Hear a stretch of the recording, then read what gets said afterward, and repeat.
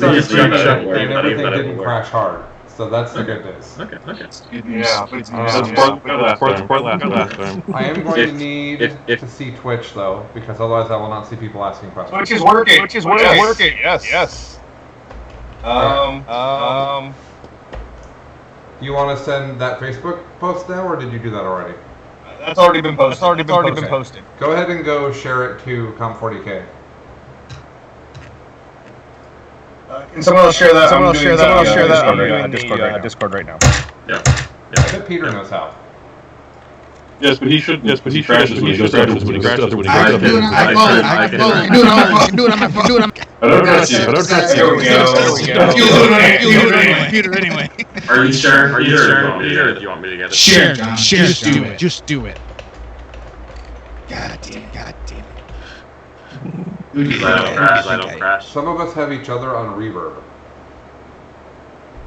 Are we all wearing headphones? I have that. But I can be. Check every time. Chuck is sabotaging the cast. Everyone but Colin is echoing. You have to all use headphones, okay?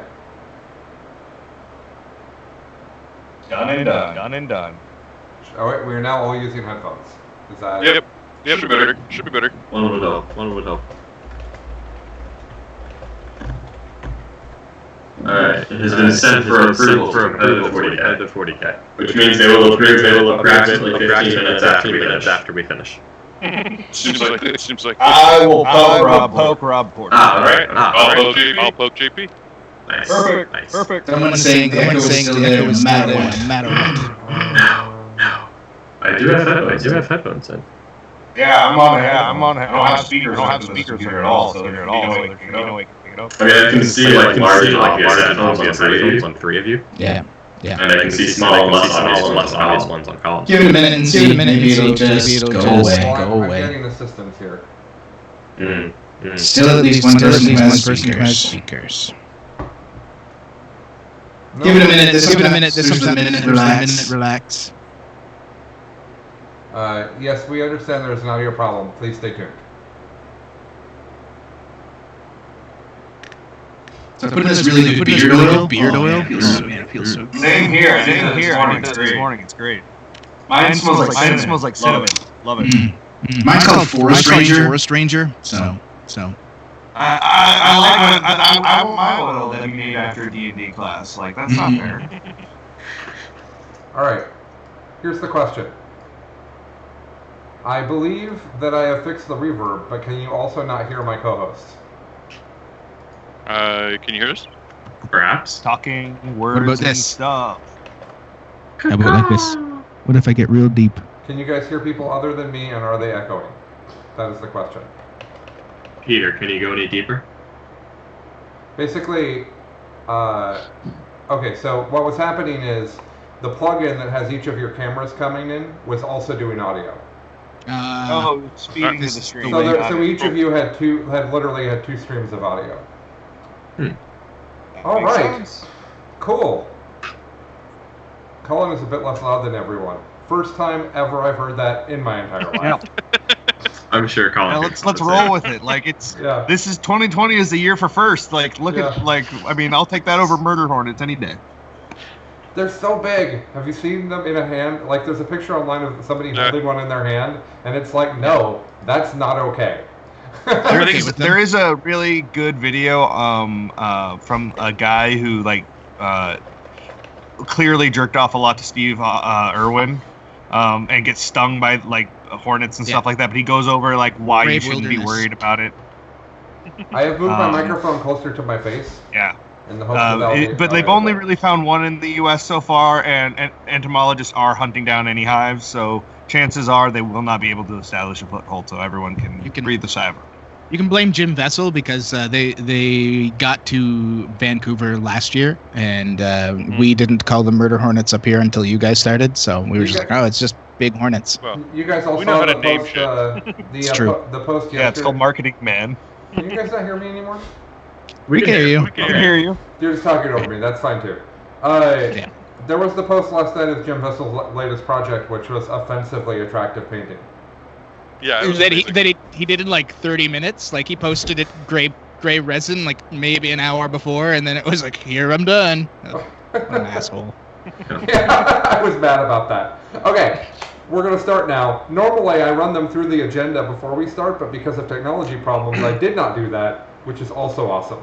So, let's see how this goes. Welcome to Best in Faction. A competitive Warhammer 40k podcast. Yeah, I'm Colin. I'm Mitch. I'm Chuck. And we are back again, and also BIFPOD is being filmed in front of a semi-live studio audience. Virtual. It's in front of a virtual studio audience. This may be how we do the episodes going forward. It'll be a lot more fun. Yeah, if it goes, oh, look at Peter go. So with us today, we have John Lennon and the Falcon, who's also who some people call Peter, but lots of people call the Falcon. When you were at Charity Hammer, I believe you commented that everyone calling you the Falcon for the whole weekend was really great. Yeah, it was okay. It was okay. I by that point I'd finally gotten used to it. The first couple events I did where people called me the Falcon was really weird. But by that point I was okay with it. Excellent. So this is our second birthday, and what we did is we asked our patrons to rank all of the guests we've had on the show, and first place was Peter, who's been on the show one time, but it was still Peter. And second place was John Lennon, who's been on many more times than once. And third place was Brandon Grant, so suck it, Brandon Grant, you didn't make it. I'm kidding. Oof. Brandon Grant's so nice. Yeah. And I believe last place was Darren from Canhammer. Sorry, Darren. No, yeah. I don't know who last place was. I'm just picking on Darren for no reason. I think he was even pity polled too. Was the best part. Yeah, pity poll. I actually did forget a few people in the post, and that upset people. Like it was hard. It was hard to get a memory of everyone who'd been on the show. Anyways, John and Peter are here to celebrate our second birthday with us. This is an actual episode of BIFPOD. We'll be putting it up on as a podcast. I'll also put this on YouTube since there's video. What we're gonna do is we're talking about some 40K. 40K is in a weird place, so I came up with some things to talk about that are maybe just fun rather than helping you with tournaments. Because helping you with tournaments seems like a really bad use of our time right now, because there aren't any. I guess there's tabletop simulator tournaments. Is anybody playing any of those? John probably is. I am, yeah. How's that going? I lost round 2. I got obliterated by Blood Angels. Oh yeah? What were you playing? Change to our cult. I tried really hard to make acolytes work, and I don't think they work still. Would you have lost? Would you have lost on the actual table as well, or do you think Tabletop Simulator impacted your ability to win? I think I was a noob, and I got stomped. I think I would have lost that game no matter where it was.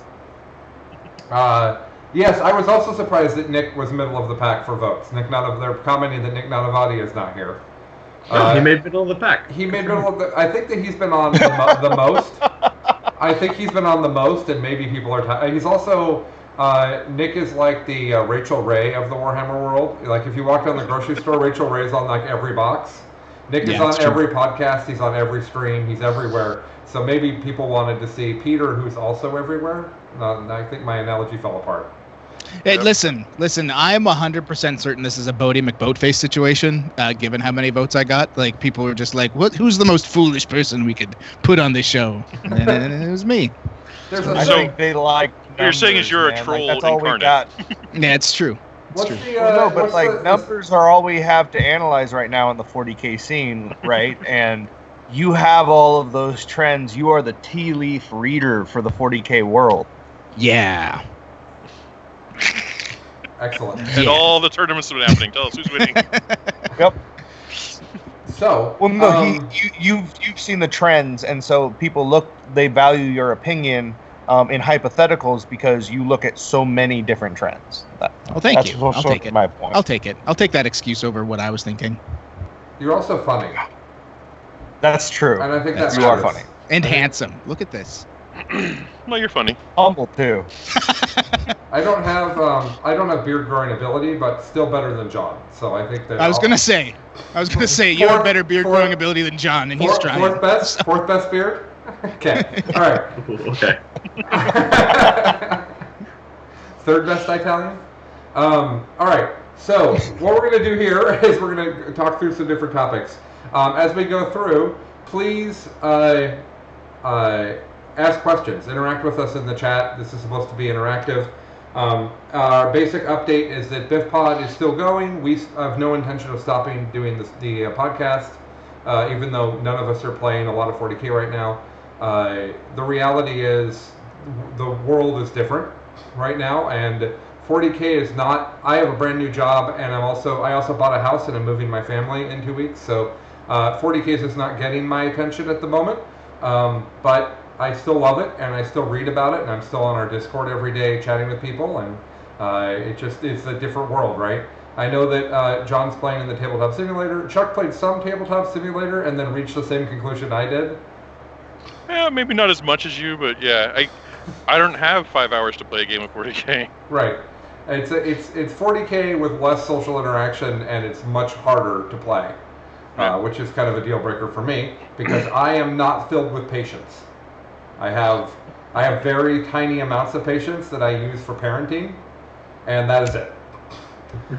Because parenting requires large amounts of it, which is also why there's often the conversation of, hey, I'm sorry I screamed at you. Here's why I lost my temper because of the thing that you did, is a conversation that I have, has happened more than once. This is too real. This is too real. Okay. So, especially as also having to be like a school teacher now as well. It adds up. Yeah. Did I tell the sandwich story on the show? I haven't told the sandwich story, right? My oldest, who's 13, he's 13 in this story. He got up for school, back when there was school, and he got all the stuff out to make himself a lunch, and he made himself a sandwich. And then he went and looked for a Ziploc bag to put the sandwich in. Could not find a Ziploc bag, and so he picked up the sandwich and threw it in the trash. That was the logic system that he went through. Okay, I have a sandwich. Oh, I can't take this to school with me because I have no Ziploc bag.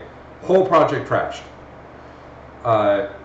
I like that on many levels. I like that he didn't feed it to the dog. He didn't eat it for breakfast. He didn't ask for help.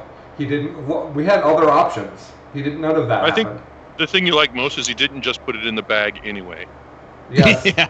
Yeah, there's a lot of solutions that I think are more sensical than throwing the sandwich away. There's like 7 things I would have gone through, including going to Stephanie, do we have more Ziploc bags anywhere? Because she might know that. Anywho, so that's what's going on with BitPod. We're going to keep doing it. Our listener numbers are way down. I think that's his podcast in general. People aren't commuting, which is really bad for podcasts.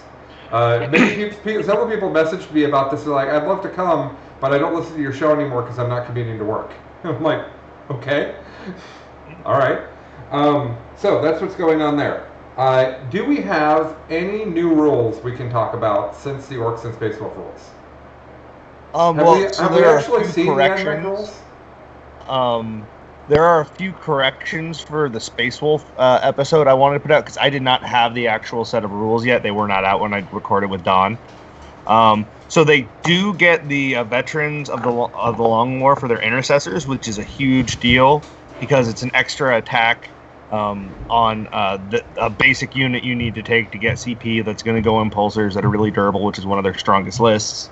So that was one thing that we just got completely wrong. There were a couple other like just rules errors in there that I won't go over right now, but I just for anyone who noticed the rules, but honestly, I think that I'm actually enjoying a certain aspect of 40K that we haven't been able to enjoy for a while, which is that with no like onslaught of releases, there's a lot more depth going on in list building and theory hammer and in trying to really understand how deep you can go with a list because there's less hopping around, so people are kind of settling into factions and really digging deep. We're seeing that with Space Wolves, Dark Angels, Orcs, obviously, with their new rules. Like people are really like looking at new combos. There's also some degree we're not going to a tournament with them, so there's a little bit more leniency to play, right? It's not like I'm going to this major next month, I got to practice. It's like, I don't know what I'm doing. I'm going to play whatever I want because I want to see what this works like, you know? Yep, there's a lot more experimentation going on, and I love that. That's personally, I think, my favorite part of 40K is the experimental part of list building. Yep. I mean, I've been running 18 killer cans and 15 death copters. It's great, John. You put that face away. Don't do this. No. Folks at home, don't do this. Should we take a moment to talk about how great of an online name for Twitch Ill-Gotten Cranes is? That's amazing. Like, how many cranes? Yes, how many cranes did you get that you got through ill? Because I don't have any cranes. I mean, I just assume that they are in the underbelly of the construction world of downtown Seattle, where like cranes are everywhere. Like there's some really sketchy stuff. We had a horrible accident. Like there's actually a whole kind of illegitimate side to that people don't realize. So I assume he was just part of that mafia spying on us for some reason. Dark side of cranes. There was a Frasier episode, many seasons into Frasier, where like near the end of the show, where Daphne, the housekeeper, had gotten super fat, and they took all three of them to pick her up. And remember, they're the Crane family, and they said, "Oh, she's so heavy, it took 3 cranes to lift her." And I thought, you made it to like season 8 before making a crane joke. Oh, okay, that was patience. That was a terrible show. I hated it. Well, with every bone of my body.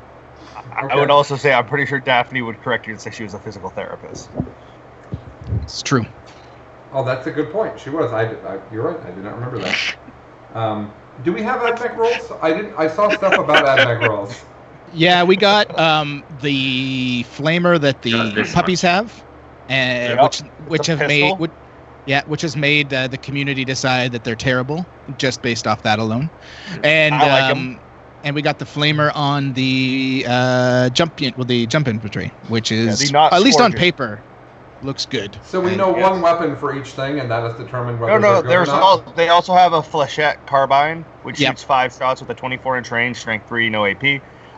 Where that will matter is how many of those guys can you take. If you can take a 15-man unit, or even a 10-man unit, that's 50 shots with the Mars stratagem with 24-inch range. Yeah. You're going to be putting out 15+ mortal wounds every single time. Yeah. And the jump infantry with a 12-inch flamer.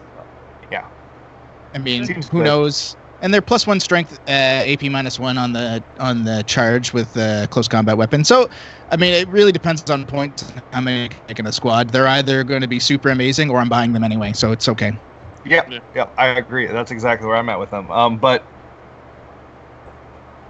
when I saw the something for people to look forward to, we have an Engine War episode planned.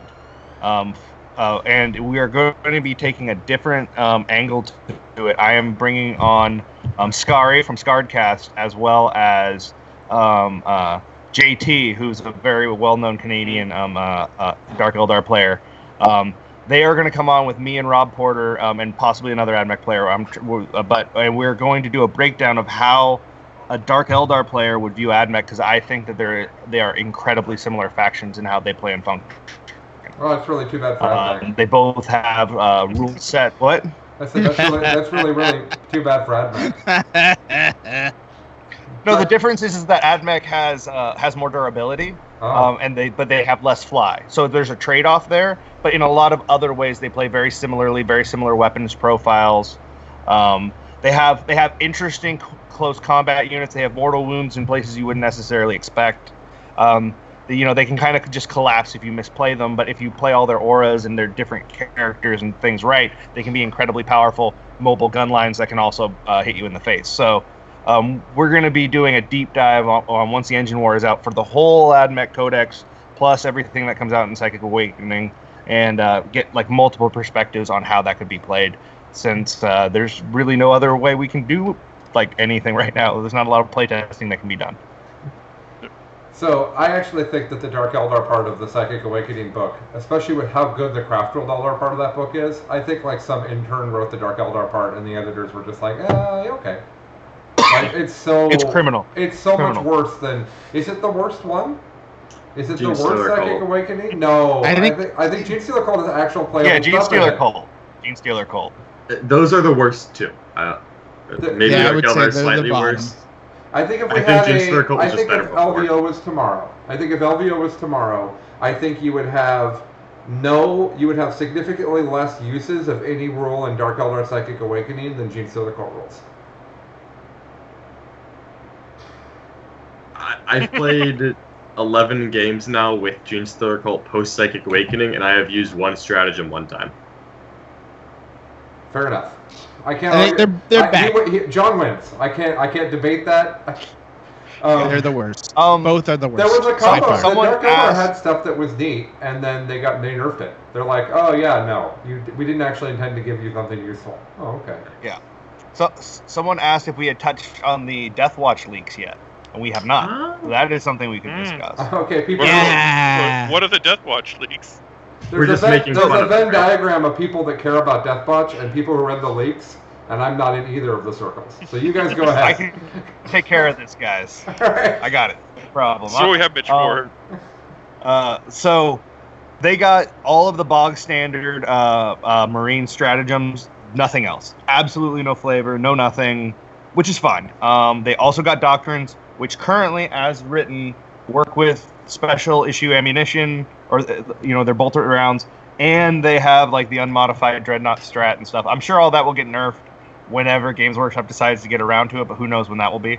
Because Deathwatch feels like something that could just get forgotten, unless it becomes a problem. So the big deal with Deathwatch right now is that with that 1 AP extra, it takes their AP2 bolter round and bumps it up in doctrines, which means they slaughter sisters, which is a really big deal since they are sisters are going to be one of the premier armies out there that are really hard to deal with. And if you don't have the kind of anti-horde that you need, which we're talking about Scions as lions with AP3, or Deathwatch with AP3 for 2 turns, like those are the things that can actually get the work done against that kind of army. A lot of other armies are really going to struggle, even if it's just the Bloody Rose with only AP1 on an image of fire. That makes a lot of marine shooting practically useless because chances are they're going to be in cover. So unless you're Imperial Fists, you're not ignoring that, and it just all snowballs. And if they're Bloody Rose, you can't charge into them because they'll just kill you. So it's a really Deathwatch are a really interesting little counterbalance because you can make a really useful battalion for about, if you're taking 30 dudes with storm shields and storm bolters, you're running I think the cheapest you're going to see is about 800 points. But you can tack that on to another army that all of a sudden you have your durable screen and all of your anti-horde all in one package. It doesn't need a lot of stratagems to function, but they have them with the +1 to wounds, +1 to hit, lots of options. They really benefit from the Space Wolf Kraken bolts because those are reroll 1s to hit, so you can effectively ignore having to have a Watchmaster and just have a captain, or not a captain, just have a chaplain giving them +1 to hit against the closest target, since they're usually going to be clearing hordes. And so they're hitting on 2s, rerolling the 1s from the Kraken bolt, and you can eliminate an entire character. So you go with 1 librarian and 1 chaplain, both with jump packs. The other big deal is the librarious discipline for Deathwatch does not specify Deathwatch for the powers. It's just keyword Adeptus Astartes. So it can go on any Space Marine unit, which is a really, really big deal. It's actually how you get Ragnar Blackmane up to like 13 attacks, strength 8, which is nuts. Too many. So there's a lot of really cool stuff you can do. They're back. You're good. If there were tournaments, you'd be seeing them because that 3-up invo, it just provides so much utility. Well, thank God, And because we really need more Imperium armies. I mean, the poor Imperium just doesn't have nearly enough things that It's are good. true. It's true. And we haven't even talked about the Primaris applications. The fact that you can put 9 Stalker Bolt rifles with an please aggressor. Go into that, Peter. And 3 CP, basically kill any character in the game because you're going to be strength 4, AP 3, wounding on a 2+ against anybody, re-rolling everything. They can deep strike, so you really can't hide from them if you want to, but otherwise they're 36-inch range. You can do the assault bolt rifles now. You can drop them down. You'll have 27 to 30 shots depending on how you build out your unit that are going to be AP-1 or AP-2, Also, wounding on a 2+ against anything that's not a vehicle.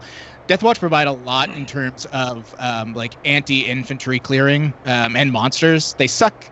I shouldn't say they suck. They're not very good with a vehicle spam list, unfortunately. So that's going to be their issue. But like Mitch brings up, they got doctrines, but they didn't get a super doctrine. So there is absolutely no reason why you want to run mono Deathwatch other than because you're like a fluff bunny that loves it. You can add Blood Angels to them, Space Wolves, whoever, and they synergize so well with them that Deathwatch are a big boon in the right lists. I'm not sure if they will be the top lists, but they add a lot if you want to spend the 700-800 points, 900 points, depending on what you're building, to put them on a list. They're just so crazy. So crazy. So, With what I would sniper also stratagem, can you target more than one character? Yes. I would say with that amount of firepower, you're looking at easily picking up 2 things. You can, Take out an army. Yep. if you're talking about Guard or Imperial something? Guard characters, it could be 3. Oh yeah. Well, I'm thinking orc characters, obviously, but yeah, anything that isn't wearing an invulnerable save, right? They can't kill Gazi in turn 1. You're right, Dangly. You're right. They can't kill Gazi. I mean, theoretically they could, but you'd have to be a very bad orc. If he was an efficient use of points, that'd be a great point. I mean, if he was good, that'd be a great example. Oh, when also something to December think comes about. and he drops 40 points, he will be all over the place. Yeah, right. I said to Chuck, "Is it Gazi good?" And Chuck's like, "Yeah, but 9 meganobs is good too," or something like that. And I'm like, "Oh, Yeah. okay." I like that. That's the problem. Yeah. I've actually been looking at a Deathwatch battalion with a Dark Angels battalion and a Supreme Command of Space Wolves, or you can flip-flop that with a battalion of Space Wolves and a Supreme Command of Dark Angels. But that combo right there, holy crap, is that a toolbox? Wow, there is a lot there. You've got the Deathwing Warlord trait that just lets you turn off 1 psychic power. You just deny it automatically. Mm-hmm. That's amazing. Super useful. You've got the 5+, the 5+ feel no pain you can put on your Deathwing Knights. Super, again, just phenomenal. Then you move over. You've got the psychic powers, which you have 2 different -1s in that tree. You've got 1 in the Space Wolf tree. You've got access to a lot of buffs in the Deathwatch tree. There's so much versatility there, and you keep doctrines, which means that your Space Wolves get even your troops, just Blood Claws, get incredibly nasty after turn 3. You do not want to tangle with them at all. And then you've got the Armor of Rust. You're gonna, again, you just keep adding all these things up. You have multiple ways to utilize Deep Strike, a huge variety of ways. You can hide your troops if that's what you need to preserve. If you go with a Terminator Bomb from Space Wolves, that obviously can be super useful. Space Wolves obviously. Something else to think about. You get access to, I think, 4 different intercepts with those 3 codexes all. Yeah. So, one of them is specific to Eldar, and then you have Auspex Scan, and then I think there's another one, and then you have Chooser of the Slain. But even with 3 of them, that is such a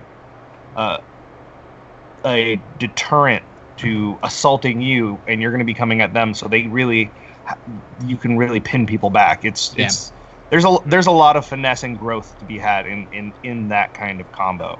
And orcs are never charging you. Yeah, orcs are never charging you. It's all right. We put all of our boys sisters- away anyway. It's all guns now and grots. That's true. Where are your orcs, Chuck? They're right here. I'm painting them right now. Okay. I actually enjoy the backgrounds that each of us has, because Mitch looks like he's ready to do a morning right-wing radio show. Yeah. Ooh, that hurts, man. No, it's fine. It's what when you watch Last Week with Tonight with John Oliver, it's the people that are like, no, I'm gonna stop the pandemic with God. Those people. They kind of have the thing hanging from behind and the microphone and everything. And then Chuck looks like we're calling the law offices of Chuck Arnett, because he's got the books on the shelf behind him and the big comfy chair. Maybe not the Warhammer shirt. And then it's nice that his nephew could Skype in from college in his dorm. Yeah. And then John has just a fish. That's all I could see. Behind John, there's a fish. Some kind of collage. But John also has wainscoting going on, which I enjoy.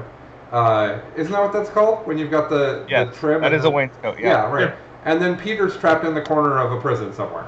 Those are Yeah. the four different ways we've been brought to you. You couldn't be more accurate. This is my prison. Oh. How many children are in your prison with you, Peter? 3 children, a dog and a cat and a wife, and it's. I don't know. I don't think I could make a house big enough at this point. This long into the quarantine, I don't think I could make a house big enough. Usually, when everybody asks about children, I immediately want to start complaining about how bad trying to distance learn all of my kids is. But instead of going on that tangent, let's move on. All right. But just to be clear, this banner is here because there's just nothing but like a massive hobby supplies behind here and unbuilt models that I do not want to show my shame off to the world. And a sex swing collection. And I mean, that's on the other side of the shop. How many swings do you need, Peter? Like, I don't know. Listen, I mean, how big of a party do you want to have? Yeah, look, if you don't know, that's fine. Takes a lot of swings. That's fair. I think that's where he keeps the fursuit behind that. We, in order to sell our house, we took probably 80% of our possessions and put them in storage. And it was the wrong 80%, and each day we figure out what new and interesting way. Like, I had a really important video conference with a CIO of a company I'm trying to sell our software to, and I was like, I don't own a shirt with a collar anymore. They're all in storage. That's not a thing that exists. I don't have my razor. I can't shave. I don't know why that's in storage. Nobody was going to not buy the house because my razor was in a drawer, but it got packed. So anyways, that's why there's nothing on my walls anymore, as close to when people saw me streaming here before. Okay, let's move on, unless you guys want to talk more about leaks and rules. I mean, I can talk Space Wolf stuff all day, but... Well, I don't... I mean, there's like probably 3 people that want to hear that, so maybe we should do that separately. Yep. No, all joking aside, I do kind of like the Space Wolves. I like where they are a lot better right now than they were before. So we also got really tricksy. We have some audience participation games for today, and one of them is I have a unknown or not well known fact about each person on the show, and I'm going to tell you the fact, and then we're going to give you probably 5 minutes for everybody in the chat to tell us who it is. And the first one is who, and guys, poker face is here, okay? Uh-oh. Guys, all right, so listeners, who has a Space Wolf tattoo? All right, so get back to us with who has a Space Wolf tattoo. Hey, Peter, how's it going? Is that your poker face? Are we allowed to guess? If you give off too many tells, they won't know which one is real. Is that the plan? So we have 1 vote for Mitch so far. You have 5 guesses, guys. Every one of you, 5 guesses. That's... Wow. Peter is not helpful. Peter is not helpful at all. You're much more helpful when I don't let you sleep for 20 hours before asking you to do stuff, Peter. That's true. That's true. That's the key. Now that you bring up, that's very true and also strange. Yeah. Gotta travel for 28 hours somewhere. His work cycle, so. Hey, let's make this more fun. I'm gonna let's see who's in there that we know. Dakarin is Peter, right? Other Peter? Yeah. Other Peter. He's Peter. Other Peter's on the show with us. Dakarin's Tyler. Dakarin's Tyler. Oh, Dakarin's Tyler. That's right. Tyler, will you keep a piece of scratch paper of who got these questions right? Because that would be fun to know. If we have a listener that gets the majority of them right, that'd be really fun. So we'll call out Tyler and ask him to do that. Because there's a bunch of people in here who would be willing to do that. I feel mine's going to be the most difficult to figure out. What's that? Perhaps. Mine is going to be the most difficult. No one will know it was me. Oh yeah. Where is your Space Wolf tattoo? I actually might throw in 2 for somebody just to mess them up too. Because if there's only 1 for each, by the time we get to the 4th one, you're literally picking between 2 people. So okay. First question was, who has a Space Wolf tattoo? All right. Now, Mitch, people would like us to tell the origin story of BIFPOD. Oh, okay. Which I think you should start with, because it's not. People think it was my idea, and it was definitely not. Let's take you back a couple of years to a time where Mitch had just... My life got flipped, upside... No, Mitch had just done well at LVO by demonstrating that if something is hugely undercosted, you can take many of them. Oh, jeez. Yep. It's a good formula. Yeah. With just a soupçon of smash fuckers. Mitch and Colin in the morning. 48 hours prior, Mitch is literally sending me pictures of airbrushing all 17 Hellhounds at the same time. He built them all at the same time. He airbrushed them all at the same time. He painted them all at the same time. So we get back. Be right back. Not one at a time. I stacked them like logs and painted them, and then I would flip them because they were so square and stack them. Yeah. And just it was great. I'll let Mitch tell the story. I will share though that at that LVO where things happened that we're not talking about, I had only known Mitch for like 2 months at that time. Maybe 3, because I met him, because I met you after Harvester. So I met you in like October, and that was January. So we just met, basically. Well, yeah, so we go back a little bit further. I had gone 6-0 at BAO, getting second place next to Brandon Grant. Stupid Brandon, stupid robot. Oh no, he's great. It was awesome because like that was my first time meeting him, and I sort of like made that determination then. I'm like, this is the guy I'm chasing for this season. Like, he's playing the same faction as me. You know, he plays it very differently. I want to see, you know, how well I can, you know, compete with that. And so from there, I had talked to several different people on the team about doing a podcast or live streams or something. I just wanted to do more. I wanted a reason every week or every couple weeks, whatever, that we were doing something for 40K just because I was really enjoying the hobby and I just wanted to do that. And after several didn't work out, I had kind of just, you know, kind of hung up the idea for a little bit. So then I meet Colin. Well, first I play Chuck at Colin's behest because Colin had asked Chuck to play me because I had just gone 6-0 at BAO, and I did not realize how poorly a teammate I was for as a practice game because I just smoked him with 2 Stormlords, I believe, and it was not fun or informative for anyone. I don't even remember. Yeah, because that game you were like, well, if this is, you were like, well, if this is the meta, like, I can't do anything because I had Vengeance for Cadia, I believe. Was I playing Chaos? Yeah, and I had 2 Stormlords shooting 20 Strength 6 AP 2 damage shots each. Yeah, that's done. Yeah, it was not good. And then I invited Mitch over to play me, and Mitch didn't stream properly, and I obliterated him in 2 turns because that was what 40K was at that time. Yep. and then we played again and again and you learned to hate my 3th invo. But yeah, so you roll them slowly and one at a time, like some sort of sociopath that cares about nobody in the world but Mitch. Got that one? Superstition, man. Got that one? Mitch, you're taking 26 of these. Can we move it along? Oh, I failed that one. Let's put that over here. No, Mitch. 26 of them. Sorry, go ahead, Matt. It works. I swear by it. I mean, he's playing it right. That's the rules. You can't fast roll invuln saves. Wait, when did you turn into? When did this happen? I don't know. I have no idea. He's been this way the entire time. I don't. Okay, is he a fish? I don't know what he is. Yeah. It's Anyway, but yeah, so Is he a Pokemon? we became friends and we hung out for that LVO, and I had that really hard loss, you know, from a questionable call, whatever, it doesn't matter. And did not, I mean, I took it as well as I could at the time, but I did get very, very, very drunk. But I also got, man, did I get a lot of stories out of that LVO. If you ever see me at LVO, buy me a beer and I will tell you the best story I have. It's only told at LVO and only for a beer. But I had to, that was the year I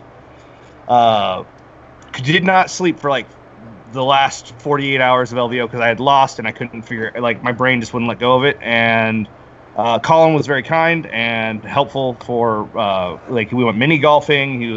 He made sure we had a good time, and I was really appreciative of that. And so I approached him afterwards, and we, like, hey, let's do a podcast. Let's break all this stuff down. No one is just going turn by turn, why did I do this? Why is this list working? Why isn't it? At the time, that wasn't really like people would talk just about lists. It wasn't about the game and how it was kind of executed on the table as much. I mean, there were people certainly doing it in the video format, but podcast was kind of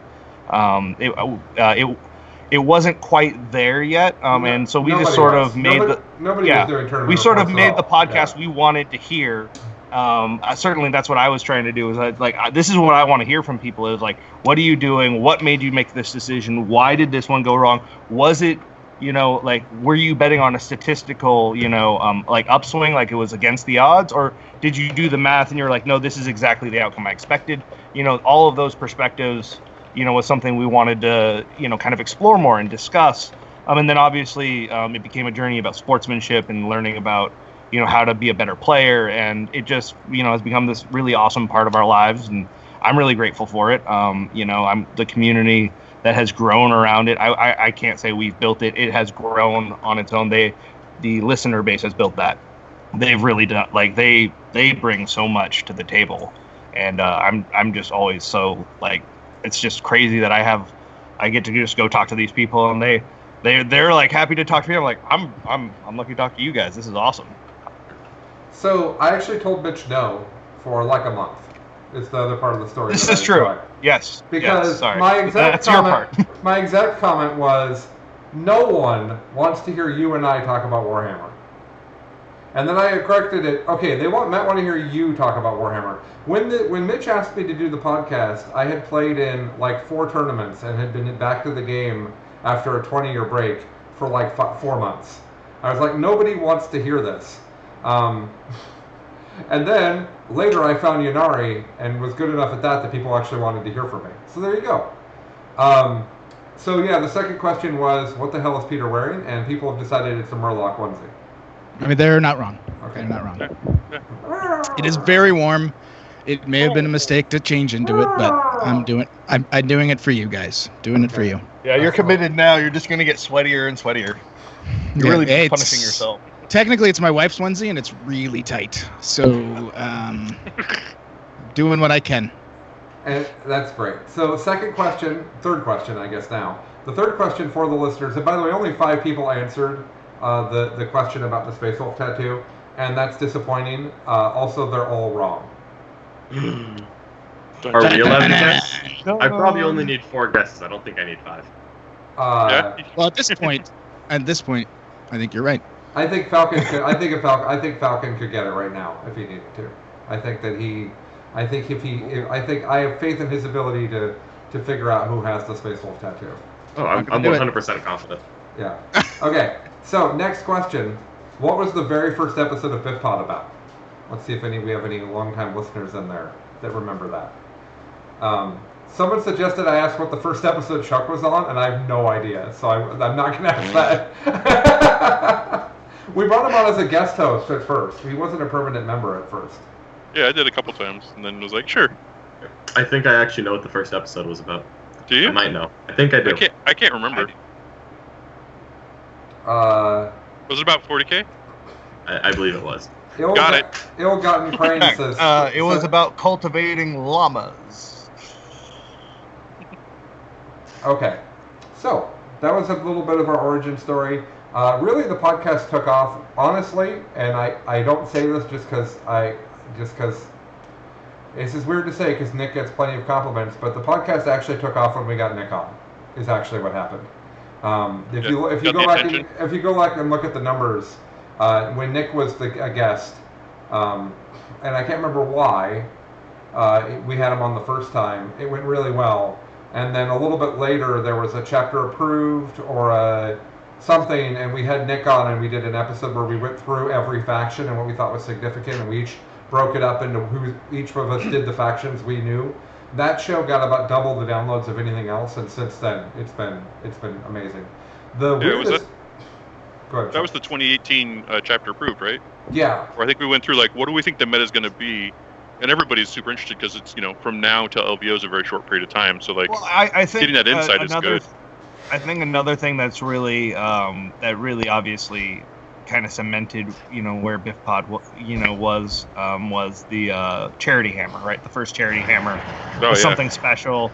and something amazing. And like, let's be clear, there have been many other charity 40K tournaments and organizations and stuff like that. We were not the first for that in any way, shape, or form. But for just like bringing all these different people together and getting to see them just play competitive game after competitive game after competitive game, it hadn't really been done that way, and it was just so cool to be there for the first one. It was just something special. So like that was like when I was like, wow, like this is something that's never really happened before, and who knows what will happen again at that time, And I was like, it was just cool to be a part of. Yeah, the wild thing was we did the episode for a few months, and then we went to BAO, and we'd only done the show for a few months, and I played, the 6 rounds. 4 of the people I played said they listened to the show, and we had just started, and it was so uncomfortable for me, and for Mitch. We were just like, we were telling. We had someone from Australia who just happened to be passing through. He was like, yeah, he wanted to come see us. And I'm like, okay. Yeah, it was completely crazy. And then we were telling Stephanie and Lisa that night, we're like, so like people listen to the show and they like come up to us and tell us they like the show, and it's weird. And Stephanie's like, you talk to strangers? That's not good. So, which is, by the way, something my wife makes constant jokes about and is true for so much of the 40K community. The fact that we all go out and meet strangers, and so much of the community doesn't like meeting strangers, is just fantastic. Anywho, it is a weird contradiction. Yeah. Yeah, for sure. Okay, so that's a little bit about the origin. I think that Charity Hammer certainly was a big part of it. Charity Hammer 3, I don't have a funny nickname for it yet. Charity Hammer 3, The Search for More Charity, maybe? Charity Harder. Charity Hammer 3, Charity Harder. I like that too. Live Free or Charity Hard. We could take any of the Die Hard movies' names and turn them into that. Anyways, Charity Hammer 3 will happen unless nobody's allowed to fly by the time that it happens. If people are allowed to fly, that's all that matters, because I'll host it and that's not a public thing, and it's not a public event, and so. How crazy would it be? Just like, I'm not wishing for this in any way, shape, or form, but if we continue to not really see, I mean, we'll see some events here and there, but we don't really see anything, like even coming close to approaching what we were seeing last year, tournament numbers wise. And Charity Hammer will be the first chance to see all of the like higher end players like really be able to play. Like that would be insane. Before I don't think you're far off from what's going to happen. Yeah, I don't think you're far off either. I think that we are at least. Well, guys, okay. I'm not a medical professional. I don't make state and federal government rules. My belief is we have many months more before tournaments are going to be allowed. That's my personal opinion. And I also think that when tournaments are allowed, I think that you're going to see small attendance numbers for a while. Because first of all, the economy is going to struggle. There's a percentage of people that won't be able to afford the game. There's a percentage of people that will be distracted and won't want to go back right away. There's a percentage of people that will be afraid to go back because of the pandemic. And there's also a percentage of people that will have been distracted, right? Like, some of my Warhammer friends are playing World of Warcraft. I don't think you can have both those hobbies unless you don't have a job. And I know there's no joke there. I know there's a percentage of people that don't have a job right now, and I'm not making fun of them. But like, there's no time to have a World of Warcraft hobby and a Warhammer 40K hobby unless there's no other things that are happening. So you'll get addicted by other stuff, but I think the game will grow, and I think it will be healthy, and I think people will come back, and it will just take some time. So it could be that Charity Hammer is a good opportunity for us all to stay home safely and see some stuff, but it is 7 months from now, and I have no idea what the world will look like 7 months from now. So that's what's going on with Charity Hammer. Okay, we're going to talk early 40K stories. We're going to talk what we want is funny or interesting stories that are from the earliest we can remember. And I will say that I do have memories at 15 of playing on the floor of my basement on like what would be a 20-foot by 20-foot table with styrofoam and rules that I'm sure were not the correct rules. I don't actually count any of that as 40K.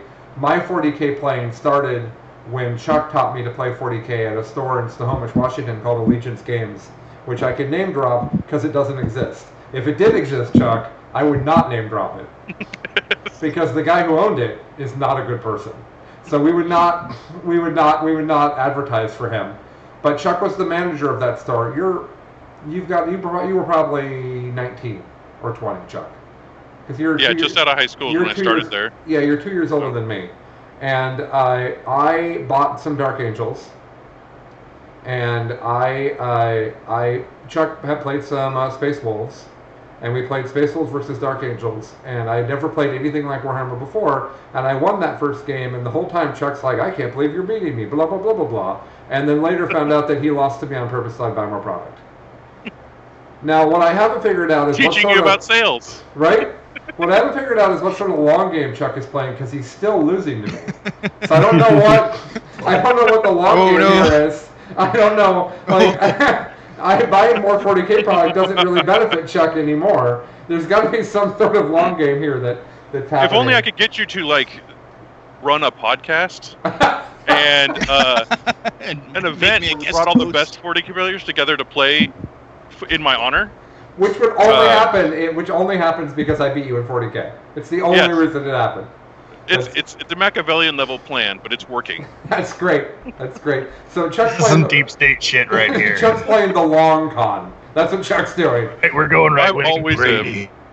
Chuck always is. All right. Who would like to tell a very early 40K story?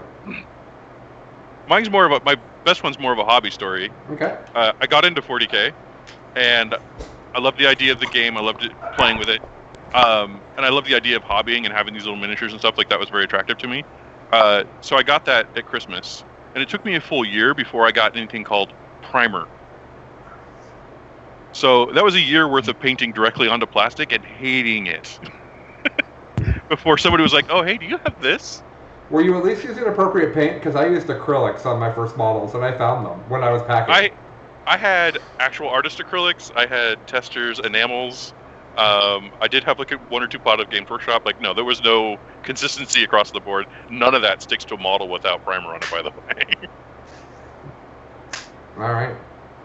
That's horrifying. Yeah, it's not a good start. Who else? Earliest 40K memory. Come on, guys. All right, I'll go. Not the literal earliest, but one of my favorite early ones. I went to a RTT on the 4th of July in 2010. This was the first tournament I ever won, and it was 1776 points. And I was 30 years old already. Mm-hmm. There were custom missions because it was the 4th of July RTT, and I won the tournament because I got a tiebreaker point because my army was exactly 1776 points, and it was therefore more patriotic than the guy I had tied with. And also because they had a little 4th of July celebrations.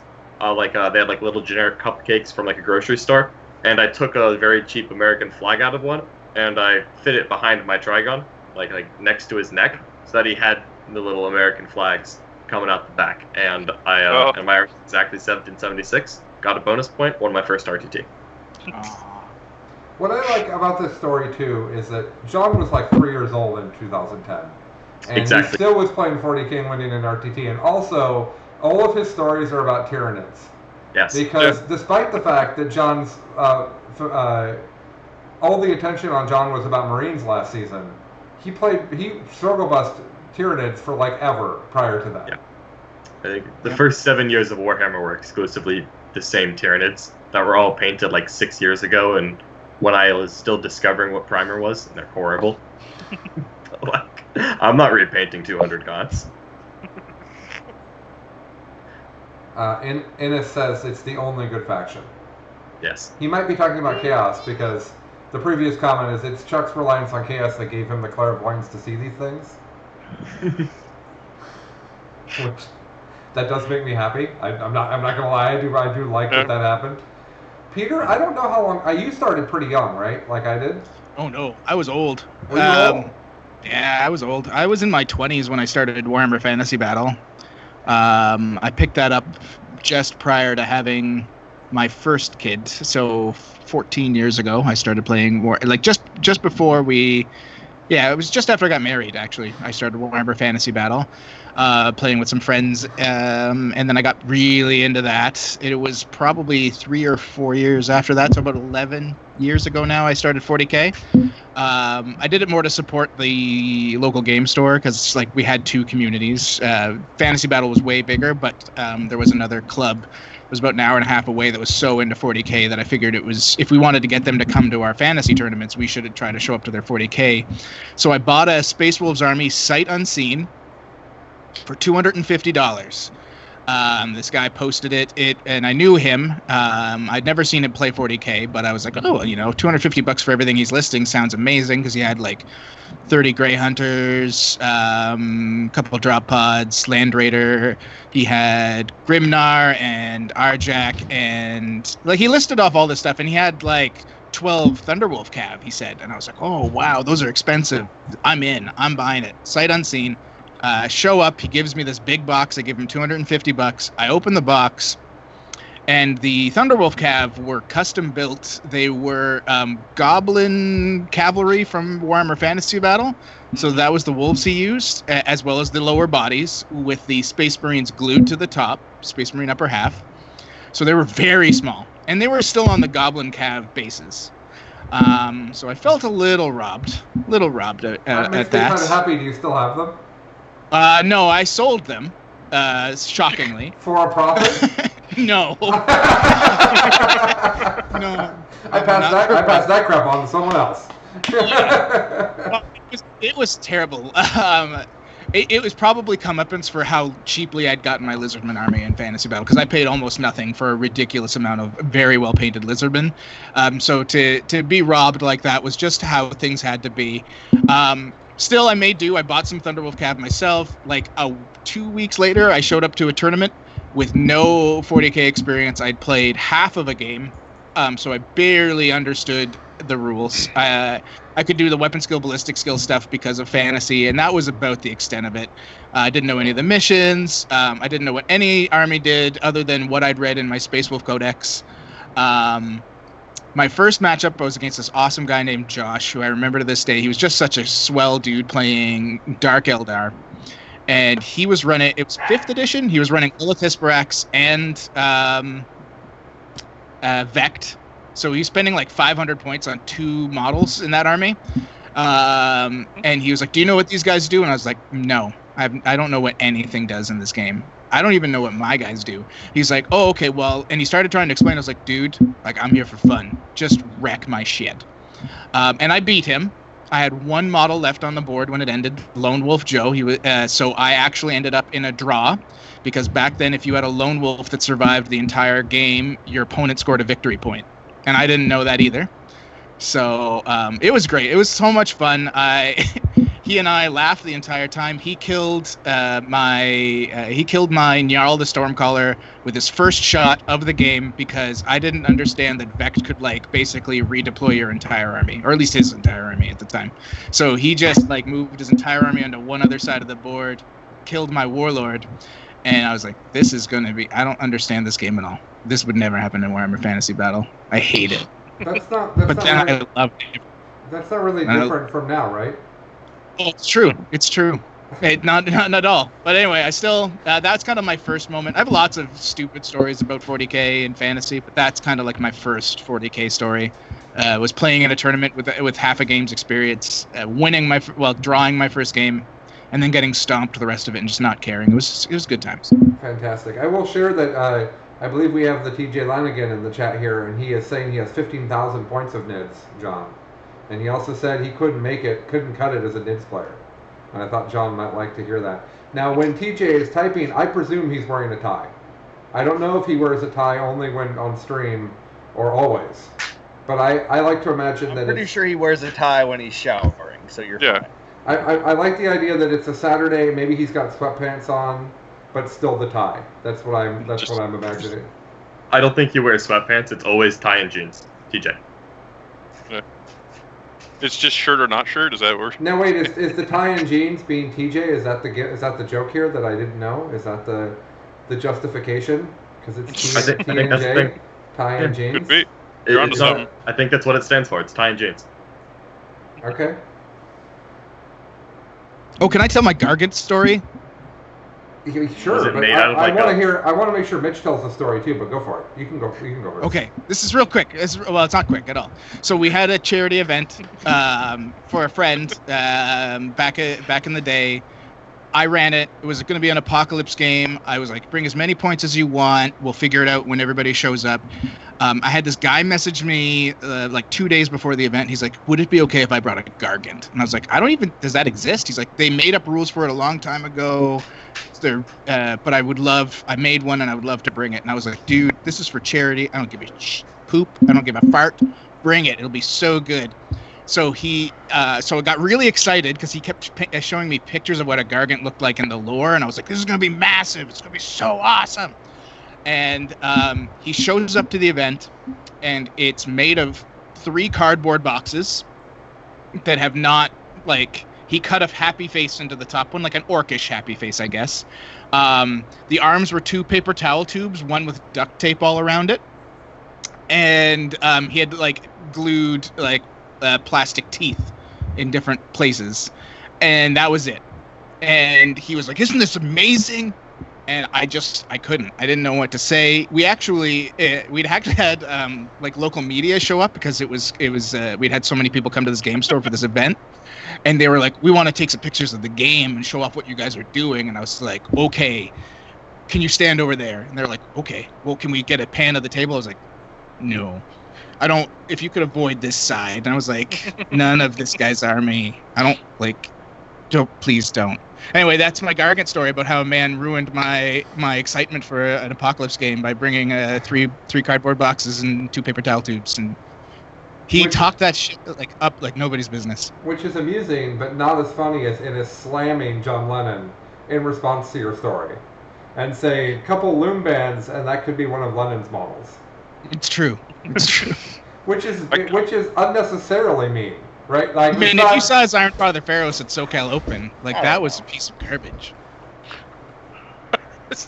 I didn't even have Iron Father Pharaohs at SoCal. You had a Tech Marine that was just ugly as all get out. I don't even understand. Hey, by LVO, it looked fine. It had a tail. I don't know. By LVO, it looked fine. Okay. Mitch, do you have an early 40K story you'd like to tell?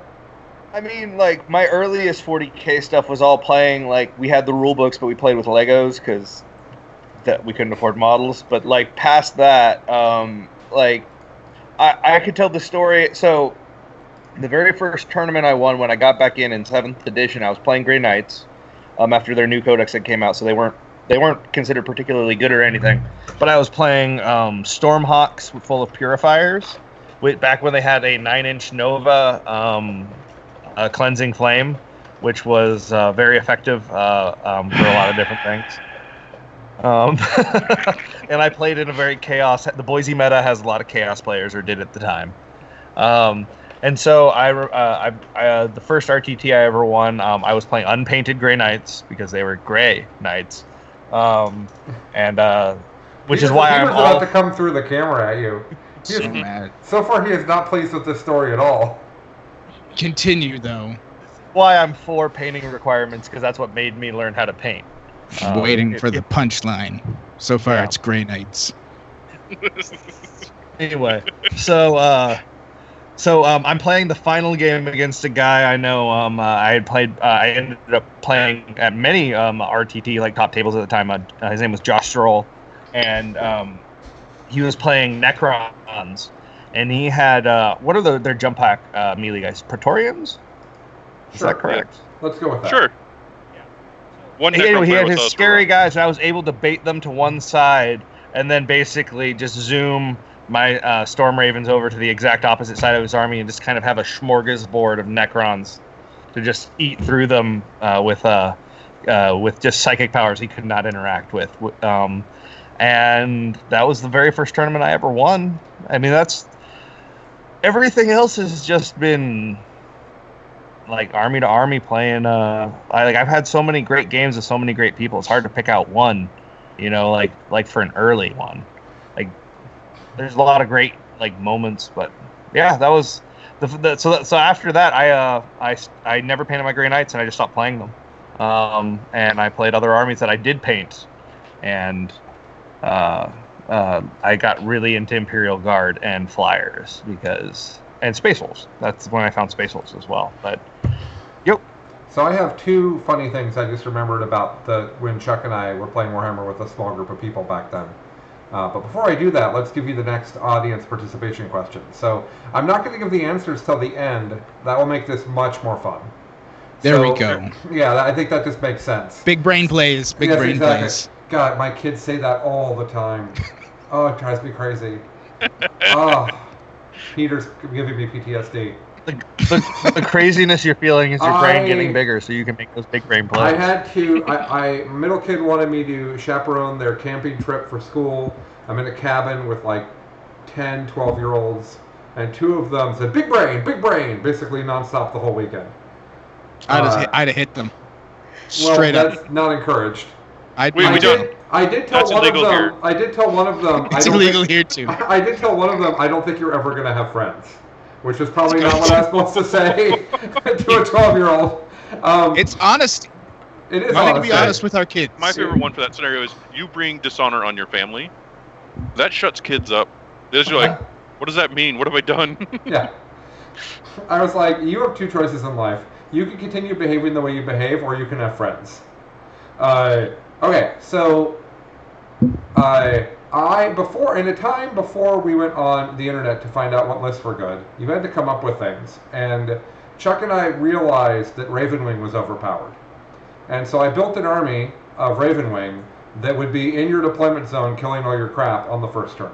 If it went first, the game was particularly hard for you. If it went second, everything hid and then came at you and destroyed everything. I don't know if this is second edition or third edition. It's impossible for me to place it. But it's I was beating everyone, and Chuck said, well, now this is a great time for you to start a second army, because Chuck got commissioned on me. I don't know if he did.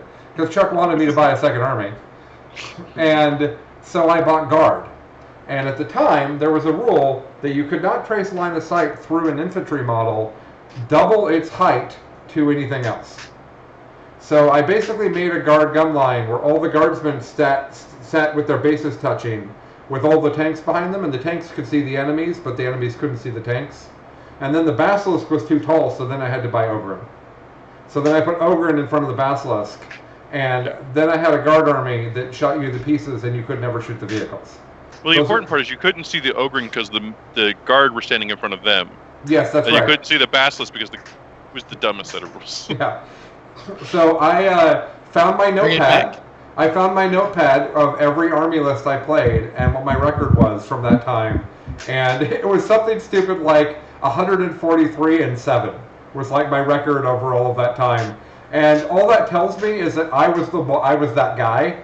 It does not tell me I was good. It says I was that guy who broke the game and didn't care what it meant to other people. That's what that told me. I'm still kind of that guy. Well, now you're in a community of people who are playing the same game. Yes, that's right. And that's well put, Chuck, because that's the thing you point out, is that when someone says they want to play a casual game with you, you say, all that means to me is that I don't know what the rules are. Yeah. I almost played 30K. And then realized that I was going to play Word Bearers, and I was going to summon demons, and I was going to do Screamer Star, and I was like, I am a monster, and I need to move away. So I'm going to ruin everything that they're enjoying. So what I enjoy is we have a post now, hello friends, a collection of some of my absolute favorite people in 40K, Richard, which implies that there's only one Richard that plays 40K, which can't be true, because there's two Richards just on Brohammer. There's two Richards just on the Brohammer ATC team. There's one and a half Richards. We have a lot of dicks on the team. Let's hear the quote one more time. What did he say? He said, hello friends, a collection of some of my absolute favorite people in 40K, Richard. That's hard. Some of them. Yeah. Some of his absolute favorite people. Mitch is here too. Yeah. It's some of his absolute favorites and Mitch. It's either Siegler or Clinton, but they're both so nice it's hard to tell which one's which. Everyone forgets Martin. Clinton? Oh, you mean Who? Kilton? Richard Kilton? Kilton, yeah, sorry. Oh, no. Yeah. So Sigler is ridiculously nice, but Kilton might be nicer. Kilton is the absolute nicest person in 40K. Yeah. Is By far. extremely entertaining. It took me like a half an hour for us to just get our interview started. I'm sure. He's I think great. Once we got on the phone Love with it. each other, we just I forgot. have been muted. My apologies. Did not realize it. Well, Richard Martin is also incredibly nice, though. He's I okay. had to play. I like him. Richard Kilton, his orcs. He was running a Bike Star. It was the last 7th edition tournament. Oh, It was in Vegas. It was it was back then called the Sin City Slaughter before the shooting happened. Now it's the Gentleman's GT. Yeah, I played him round 3, I believe, and brutal orc list. I was playing my drop pod Black Mane Space Wolves, and unfortunately for him, I was able to go first and box him in with drop pods and just units that were just going to murder him if he charged me because I could countercharge. Third But question. a super nice guy. Oh, So, sorry. like he was so the game really didn't go his way, and he was just the nicest guy in the world. And he always makes it a point, like even if you've played him once, if he sees you, he will make it a point to say hi and see how you're doing. Just like one of the nicest people in the game. agreed. So, question number 1 was who has a Space Wolf tattoo? Question which I've only seen like 4 answers for, which is deeply disappointing because there's more than that number of people talking in the chat. And no- they're wrong. All of them were And wrong. they were all wrong. Yes. All 4 wrong? And then somebody Yeah. said that they know the answer and know where it is, and I think that they aren't answering because of that. That would be Jason Bird. What's up, Jason? What's up? Good to have you in the chat. Second So question hot. was what was our first episode about, which no one has gotten correct. Third question is who has been bit by an alligator? Okay. Is that why you're so small?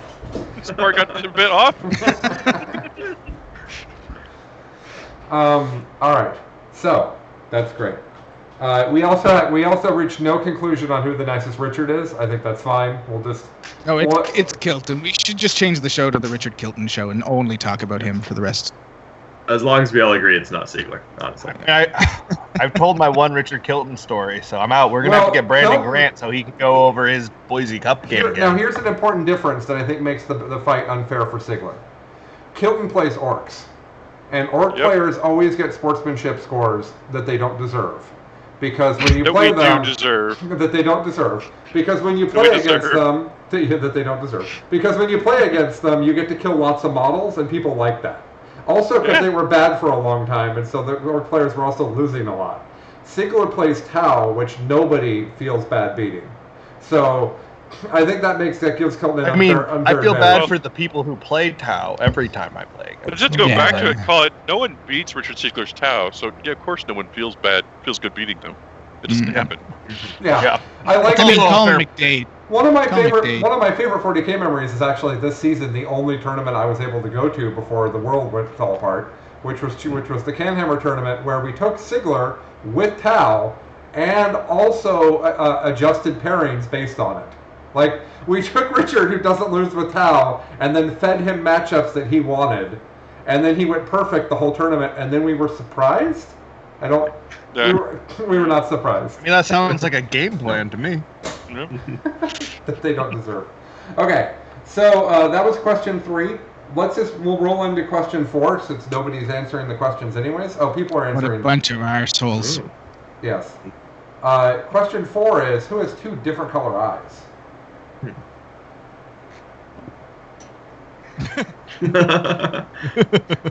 If he gets close enough, you can't tell. Yeah. Are you okay, Peter? Did you harm yourself No. there? Yeah, I did. It's okay though. Okay. Peter's got the eyes on his onesie and his regular eyes. It's true. Why didn't I do that? Next topic. You can pick any time. Ah, man, this is going to be really hard. Let's start with 8th edition. Anytime in 8th edition, you could take an army with a particular rule set and take it to a tournament against other armies with other rule sets. I think that didn't Art of War do some stuff on this, John, recently? They played these armies? Yeah, they did. I didn't see the outcome of that, so don't tell us the outcome of that until the conversation's done, and then okay? So, what is the most broken army at the time that it was broken? In 8th. I think it was Index 8th edition. I think was just on a different, non-comparable level. Yeah. I would say it was. I honestly think it was the Razor Flock list. I think that was the most broken list of the edition. Let's go with the. If you weren't there for the 2 weeks where people were both aware of it and it hadn't been nerfed yet, I think a Razor Flock was a 7-point model that was 5 or 6 wounds each, and it had like 5 or 6 attacks, and they were rending, and the rule of 3 didn't exist, and you could make them Ynnari, and then the Incarn made them Fearless, and a couple different teams went and got 300 doves from a wedding decoration store. Yep. And glued them onto 3D printed bases, and they just ran. I swear, I think every team that was top 4 at ATC that year, because this was the tournament where we realized it was broken and it immediately got nerfed. I think every team that was top 4 had a minimum of 200 Razor Flocks with a bunch of Ynnari soul bursting characters behind it, and the Incarn also gave a Feel No Pain aura. Yep. And now do you feels think, good. You think that would be? Do you still Days think of that, screens. Do you think that would actually beat the pre-nerf Double Spear Ynnari before any of the nerfs happen? Where Yes. you're deep striking in Shining Spears, they're immediately quickening, they're soul bursting, they're wrapping. Oh, the Razorwing Flocks have fly, right? You can't kill you can't kill them. It was too many wounds. Like the economy of wounds was impossible. The army had well over 1,000 wounds that were fearless with a Feel No Pain, and were all rending in close combat. Okay. Yeah, Fair enough. it was bad. It was bad. Yeah. was so good, I think actually. that I it's liked really it's really important to there's 2 eras of 8th edition 40K, right? There's pre-rule of 3 and post-rule of 3. Right? It's like the list construction dynamic is entirely different, with the rule of 3. So that's an important like factor as well. Yeah, like I think the Breviathan was the most broken in the context of when it was played. Yeah.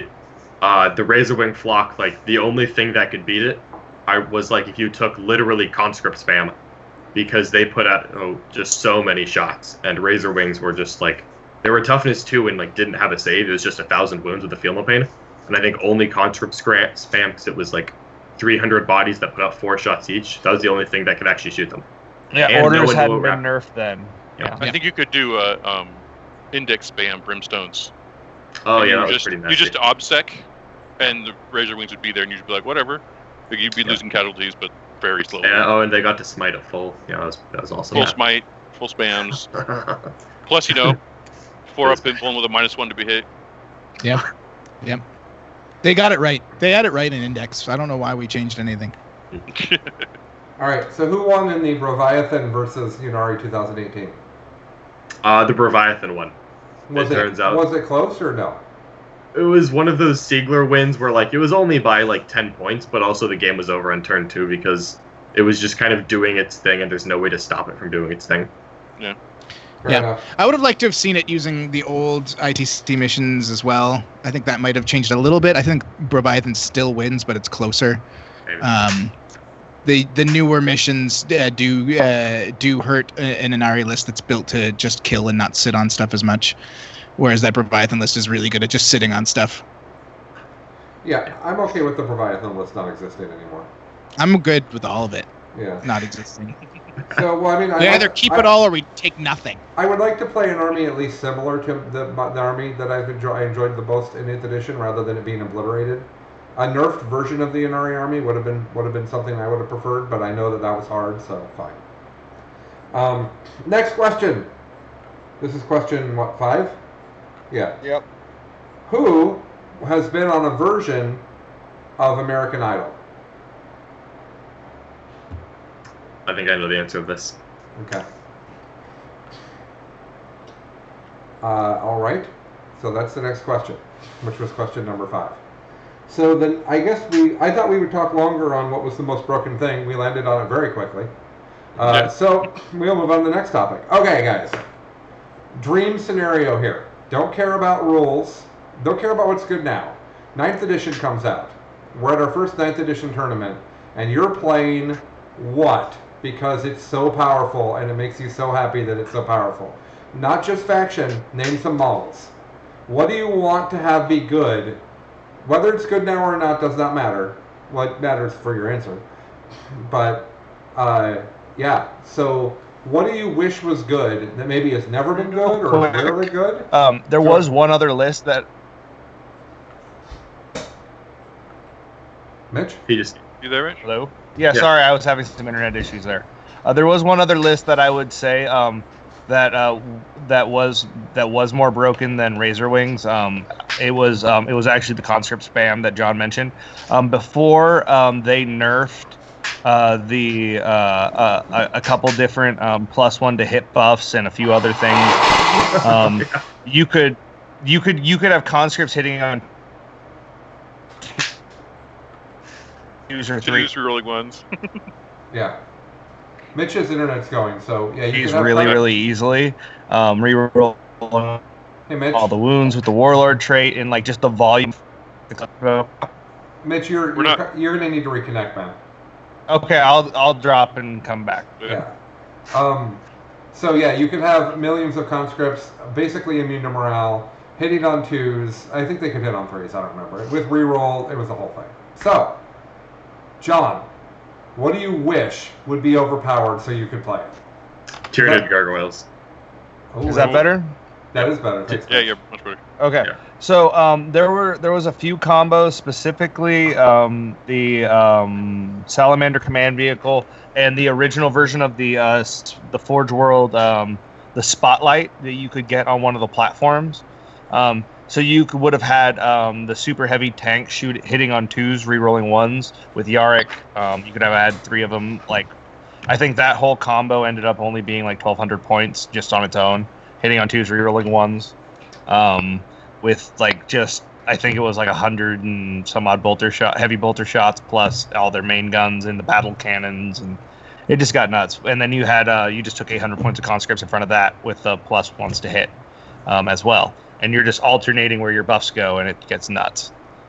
Yeah, Mitch, I had a moment before I knew any of you, before the game came out, and I was hanging out at the local Games Workshop store, which I now know is not where competitive players are. And the index comes out, and I'm just like, well, everybody should take a bunch of conscripts. They're whatever they were, 3 points, 4 points, 3 points originally. 3, yeah. 3. They're 3 points, and they can end up with 4 shots of their strength 3 gun. That gun bounce is not very good, but you end up with a blah, blah, blah, blah, blah. And I explained it all to the people around me, and they're like, I don't think that's actually as good as you think it is. I was like, oh, okay.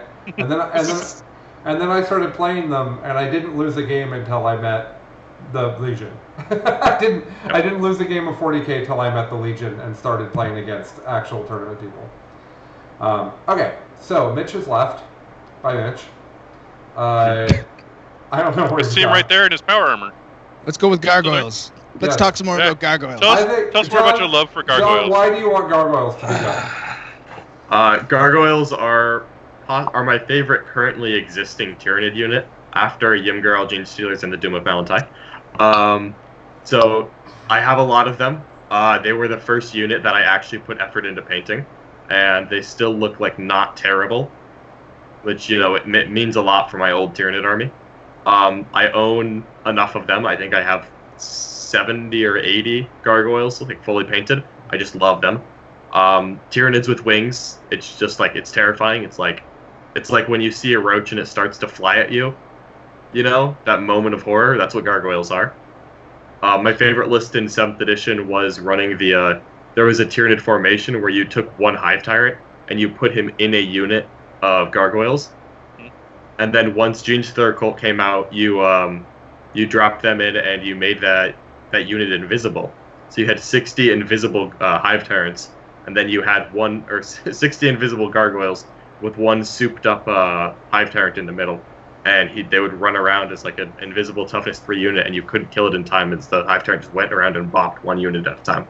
And couldn't you bring them back? Couldn't you bring back the gargoyles in that was a formation, or different that one. The other one? I brought both formations because I had enough gargoyles. So every time you kill the gargoyle, I'd roll a dice, not a 4-up. The unit would come back.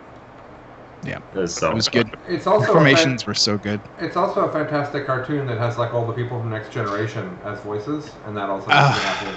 Oh, Yeah. No, I named my dog after them. Oh. Okay, you do like, because Oh, I love it. That noise was unclear, Peter. That was not a. I was Yeah, like, you're not my wife. You wouldn't understand. that noise. Whoa. What's that onesie for? Deep cuts. Okay, so Falcon. Yes. First of all, do you do a good Murloc impression? No, I do not. That's sad. Second of all, what model or army or couple models do you wish could be overpowered so we can take them to tournaments? I really want Custodes, Alaris Terminators, and the Venatori to be amazing. I just want them. I want to deep strike in my golden boys and not be sad when they fail their 9-inch charges everywhere. I just want it so bad. I love yelling "Unleash the Lions," and it's just very rarely does it work out. Very rarely. And then Venatori are just terrible because they have a 3+ armor save, and I just don't like that. I want them to be good too because they're beautiful. They're beautiful models. They're a really old NFL kicker, right? The Vinatieri. Yes, that's true. Also true. Is he still playing, John? Do you know? I think he's I with believe- the Colts now. Because he's significantly older than I am. He's not. Yes. He's not my age. I think he's like 45. 96 years old. 96. Do you watch American Doing pretty football up in the greater north of Canada, Peter? We do. We actually have our better version of football, but I don't watch it. I watch the worse NFL version. Adam Vinatieri is 47 years old. I was close. And I was very close. Still playing football. Okay, I'm glad we got that handled. All right, so that was Peter's answer. Let's go to Mitch. Nope, Mitch isn't moving. He's frozen by your question. Mitch is Mitch is gonna say Thunderwolf Cavalry. That's gonna be my. Mitch is gonna say Thunderwolf Cavalry. Thunderwolf He might say Cavalry. Wolfen. He might say Wolfen. He's gonna say Wolfen. Yeah, Okay. I don't know. All right, Chuck. This is the mannequin challenge, and he's succeeding. Oh, and now he's gone. You look directly at him, he's out. For me, I gotta say Deathcopters. The first thing I do every time some new orc rule hits is I look and I go, can I play Deathcopters now? So You're almost there. You're almost there. It's almost always almost. I have to agree with Ill-Gotten Cranes that Killican should be good. I would they are love to see Killican armies on the table. Killicans are good. Do you As know? a core, it's pretty amazing right now. Oh, okay.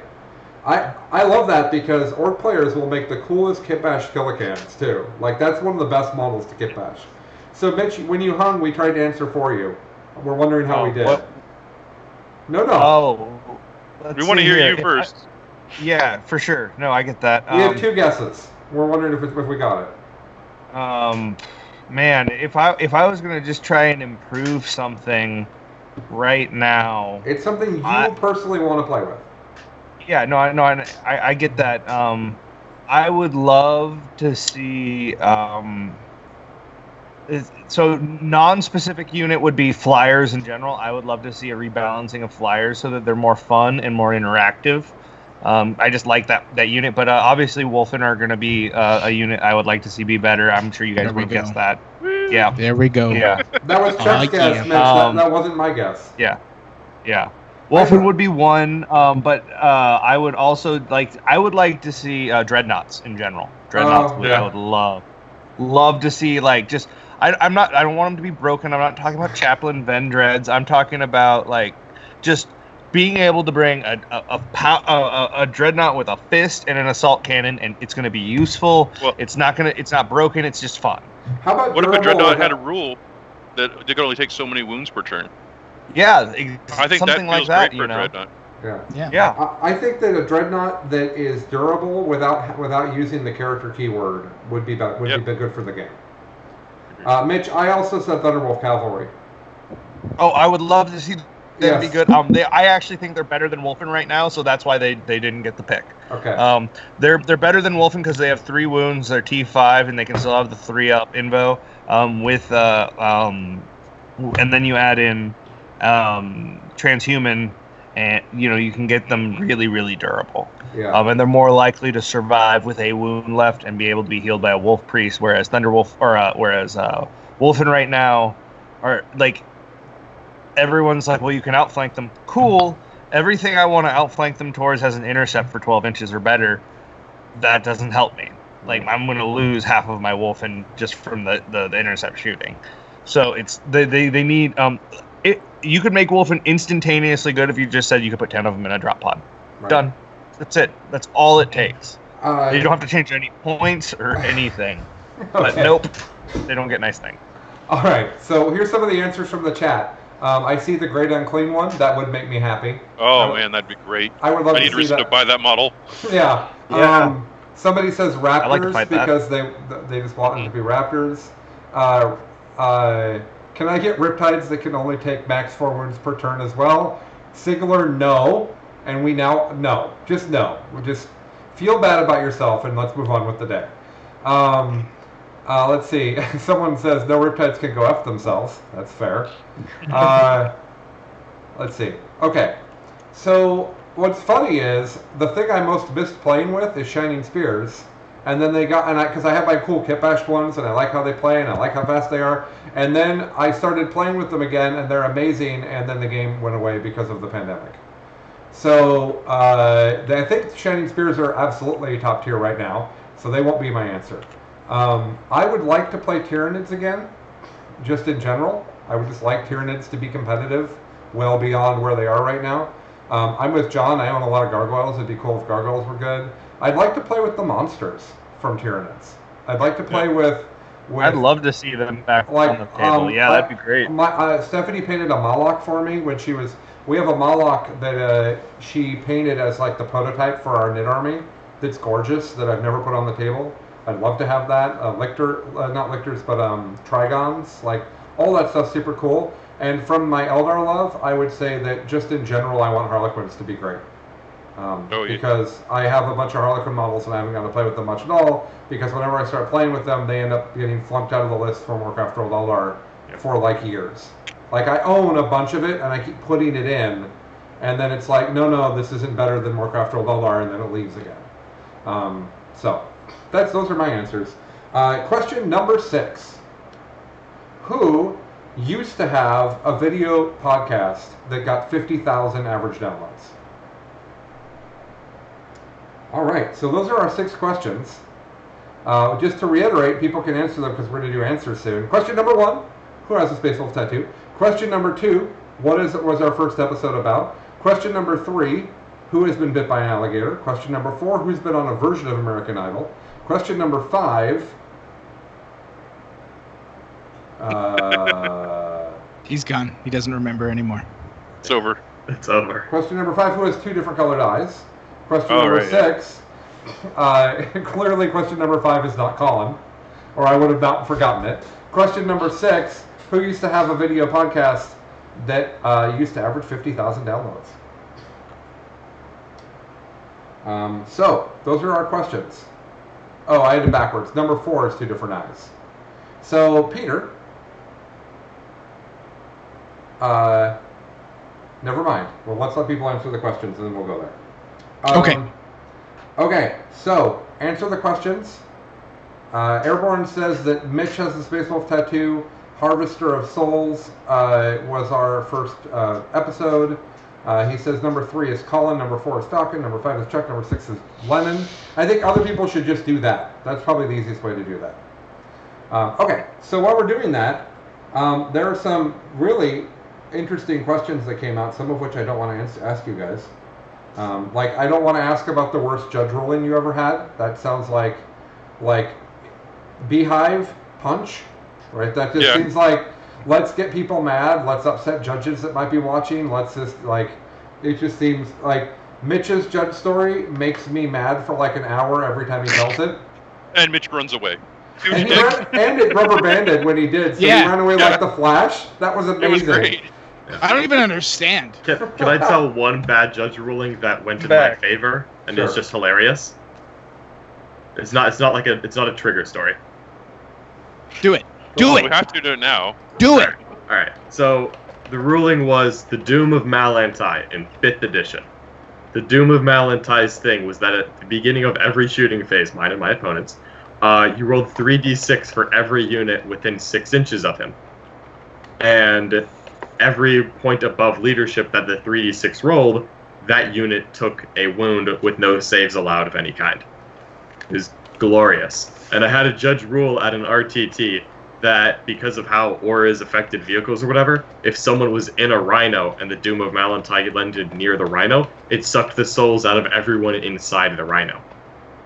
It was already gross enough it didn't need that. I like Yes. No, yes. that rule is the only reason I ever bought a Tyranid army. Yeah. So I wanted to play it. So a judge ruled that I could suck souls out of the window of a rhino. Yeah. And I landed the Doom of Malantai out of a drop pod in the middle of an armored company of Space Wolves and killed 32 models that were inside transports. This is how it should be. That's how it should be. And I think that was like wrong, but I was also 14, so like when the judge said I could do it, I'm like, done. So I realize now that I can't remember the order of the questions, and I also realize now that the way we're doing the questions doesn't work. So next time I'm just going to do a Survey Monkey, and people can just literally answer questions in a separate window as they come out. And, There you go. Because I think the questions is fun, but that's not going to be a thing. So Our dedication to constant improvement shows. Yes. Let's go through some answers. I don't think we're going to have a winner because I don't think enough people participated. Number one, who has a Space Wolf tattoo, and tell us about it? Mitch? What? No, I don't No? have any tattoos. I also don't You don't have a great tattoo. company Do it. tattoo? This Oh. guy. It is science that Orcs and Space Wolves are the same players. Yes, Is I've said that it right? multiple Science. times. It's just the alcohol they drink too much of. All right, so Chuck has a Space Wolf tattoo. You have other 40K tattoos, don't you, Chuck? Nope, that's the only one. Oh, I thought you had a Chaos Emblem somewhere. Okay. I have a bunch of Lovecraft stuff. Oh, that's probably Yeah. why I thought That's that. close, but not the And- same. Yeah. Joe Exotic right around his belly button. That's about it, though. Maybe we should, Chuck. Maybe we should have a It's still getting filled in. Maybe we should have a Arkham Horror night because I do have all of the Arkham Horror. Oh So- my god. Have And you I do- played it? What's that? I played it many Yeah. times. I love it. Okay, if you're willing to do all this stuff. Well, you have to play the expansions because if you play the base game, it's very solvable and you will just win. Anywho, that's my favorite board game. More on board games in a minute. Number two.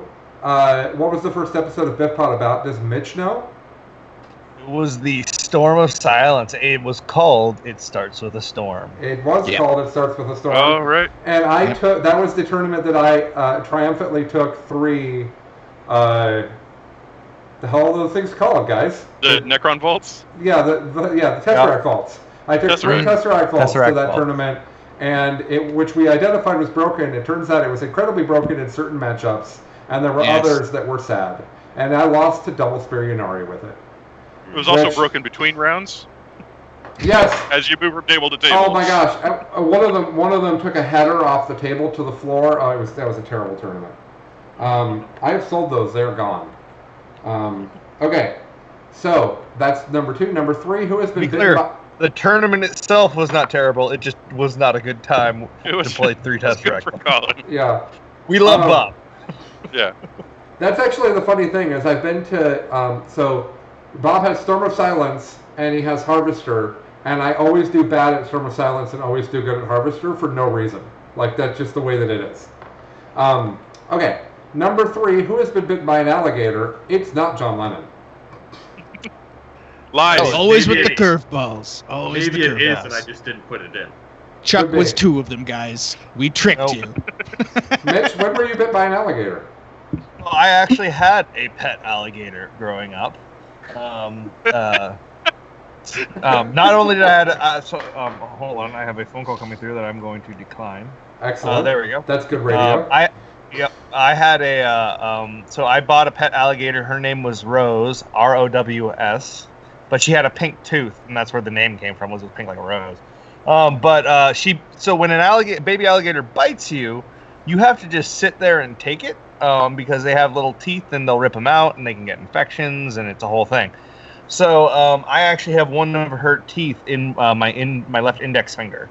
It's just a little tiny one. But So you are part alligator. yeah, sure. Well, That's me. literally, That's- literally, you're part alligator. Actually, this is all this has all been an elaborate ploy to launch a new show, The Falcon and the Alligator. But No, but yeah, so yeah, I got bit by her many times as she grew up. Unfortunately, her heater malfunctioned and it cooked her in her tank, so she did not get particularly large. But I also did raise a pet wallaby from a joey, so that's another one. I've had a lot of weird pets. Like my family owned a feed store, so you end up with a lot of animals that are just given to you. Like So like maybe one time I don't someone. have the Joe Exotic tattoo. That's what I was going with. Exactly. Yeah. No, but like someone one time just decided to dump piglets into the chain linked, like fenced yard of our feed store, so we had to run around and catch them. Like all kinds of stuff like that. As someone who's had a puppy and been bitten by that puppy nonstop while they're learning how hard to bite, I can't imagine picking to raise an animal that you can't pull away from when they bite you. I think that shows. I will be right back, guys. I gotta see what this phone call is. Okay, I think that shows tremendous character flaw for Mitch. I think is what that shows. Lack of foresight. Yes. Okay, that was question number 3. Question number 4: who has 2 different color eyes?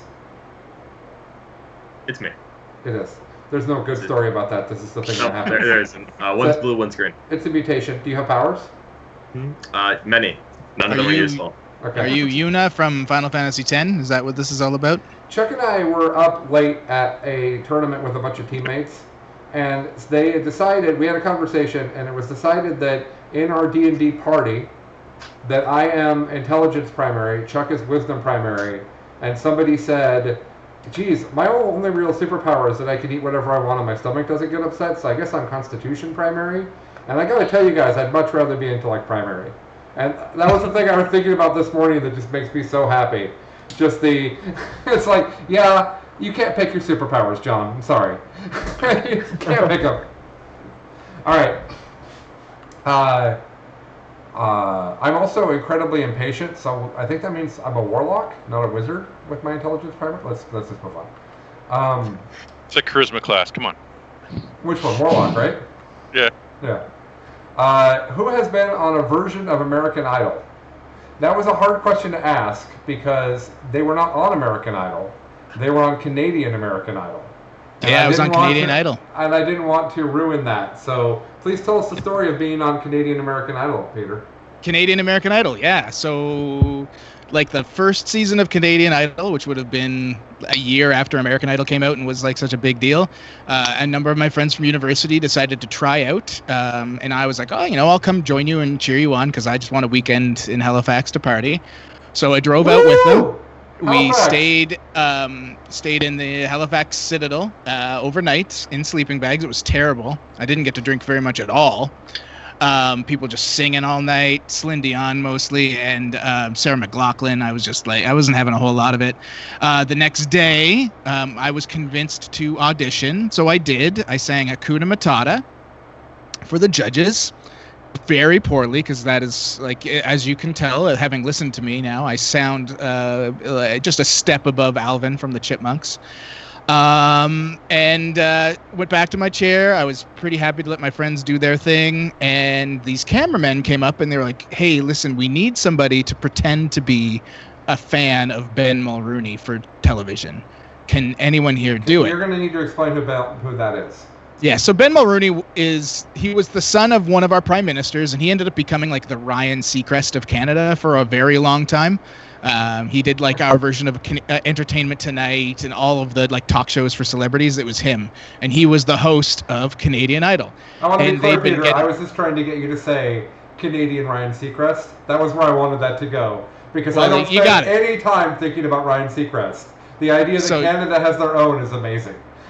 So I spent I got up and I spent probably like 15 minutes going over how much I loved Ben Mulrooney, who I'd never seen before.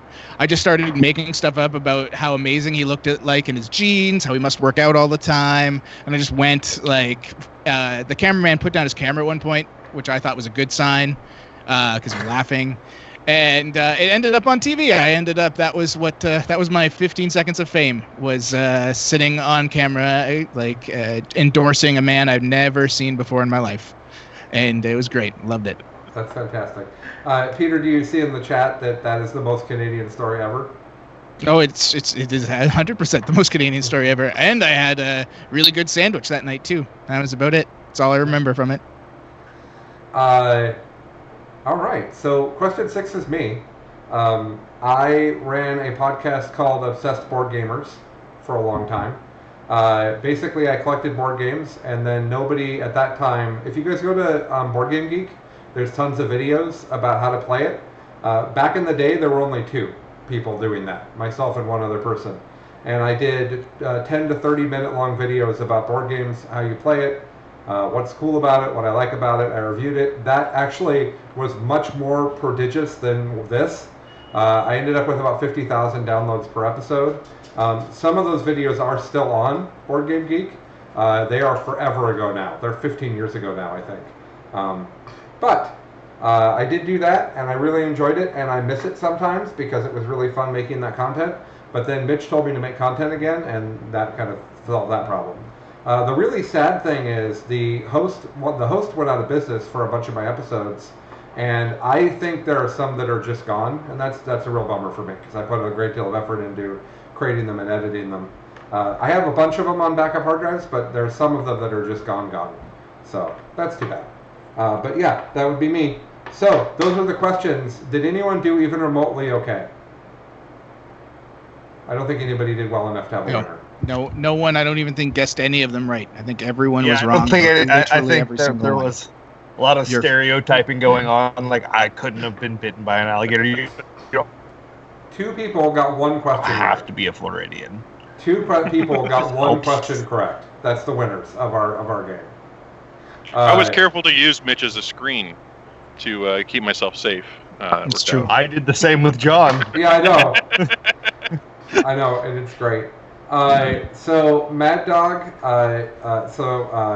Ill-Gotten Cranes and Mad Dog Dangley each got 1 question correct. Good job, guys. 20%.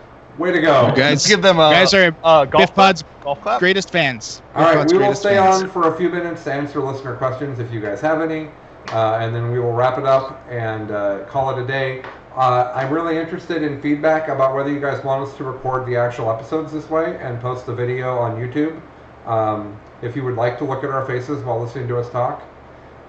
It is easier for us to do it this way. Chuck commented many times that if we could all see each other talking, it'd be easier to flow without interrupting. That's actually I've been doing video conferencing for a long time. It used to be the video conferencing had a delay in it, and you'd end up talking over each other all the time. Technology's gotten a lot better since then. So, questions from anybody, and then we will call it a day. I want to thank everybody for watching us live.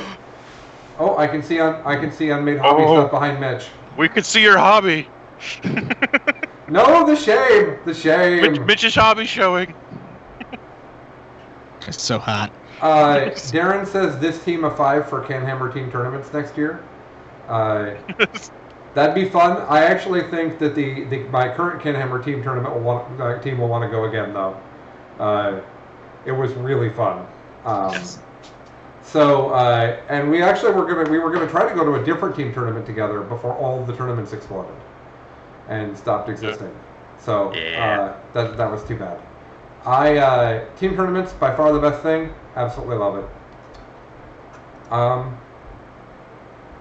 right. Let's see. Oh, what I was gonna say is, guys, this has been this 2-year journey with Mitch and now with Chuck a little bit later on. Has been absolutely wonderful. A big part of my enjoyment of 40K is doing the podcast. There's a direct benefit to me because part of my growth path was talking about my games with Chuck and Mitch.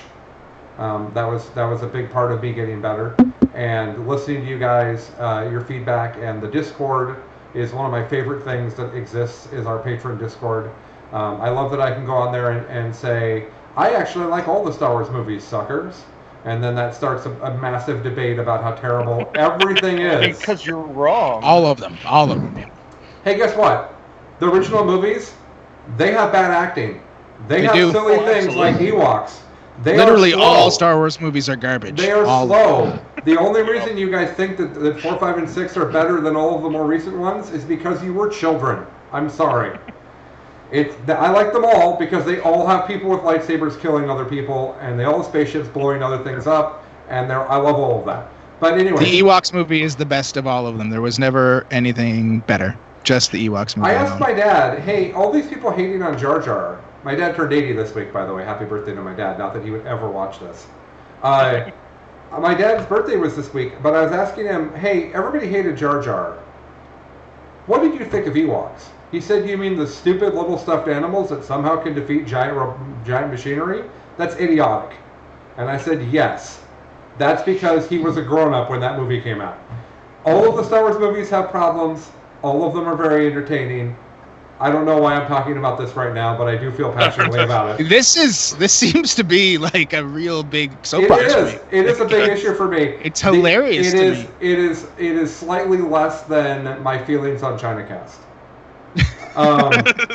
Which I could give an absolute monologue on how there is no moral justification for buying ChinaCast, but nobody is going to want to hear that, so we're gonna move on. Okay, ChinaCast is stealing. You're bad people. Let's move on. I'm kidding, sort of. Okay, so I'm kidding. Don't hate me. Please don't. He's not kidding. I'm not kidding. I have to pause just a minute and just recognize Peter's dedication to explosions. As soon as you brought up Star Wars, he took every position he needed to, trying to make that as bad as it could be. And you're welcome, sir. The prequels are the best trilogy. You are the troll I need in my life. There are absolutely zero good Star Wars movies except for the Ewoks movie, which I remember to this day watching in my grandparents' basement. They get captured in a net by a giant or something, I think, and they almost get eaten. Oh, man. Good. Let me tell you, if you watch Solo and you were busy talking about whether it's an amazing, incredible movie and you didn't just enjoy yourself, you're just dead inside. Solo was an incredibly entertaining movie. Who cares if it's not like other Star Wars movies? Rogue One is great. It's not like other Star Wars movies. Okay, so I really appreciate you guys. I really appreciate doing the podcast. Charity Hammer is amazing. This podcast is amazing. It has been wonderful for me as someone who actually needs... I've talked about this before, but I was a classically trained singer. I performed a lot when I was younger, and I don't do that anymore, and I missed performing, and I didn't know that until Mitch encouraged me to do it. So thank you, Mitch. I really appreciate that. Chuck, the show became 10 times better when we made you a permanent fixture. Chuck brings a calmness that Mitch and I do not possess. On our best days, Mitch, that's calling us out. I don't know what you're talking about. Yeah. Chuck possesses a calmness that's nice, but he also possesses a incredible knowledge of the history of 40K and playing competitively for a very long time that's incredibly helpful. So, respect. And then we have the best guests, right? John and Peter's only on for the second time, but he was eager to come on. John's come on. Well, and Peter's work at Charity Hammer. I mean, well, everybody's working at Charity Hammer. Yeah. But I mean, let's be clear. Like, not everyone was eating incredibly hot peppers and taking their shirts off while getting through 2.5 turns of an entire game. Hey, 2.5 turns of 2 games, which was almost a full game. Okay. If I hadn't had to hug Danny McDevitt for a good half an hour to start it, we probably could have gotten it done. But I love that man. What was funny was the show, I forgot, because I was interacting with John and Alex and everybody, I forgot that the show was still a thing that I met everybody through. The first time I asked John to be on the show, Sean and I had been friends for a while. We had done Charity Hammer together, and John was still really excited to be on the show. And I was like, why? I was like, I don't understand, John. You've been on Charity Hammer, like you're on podcasts.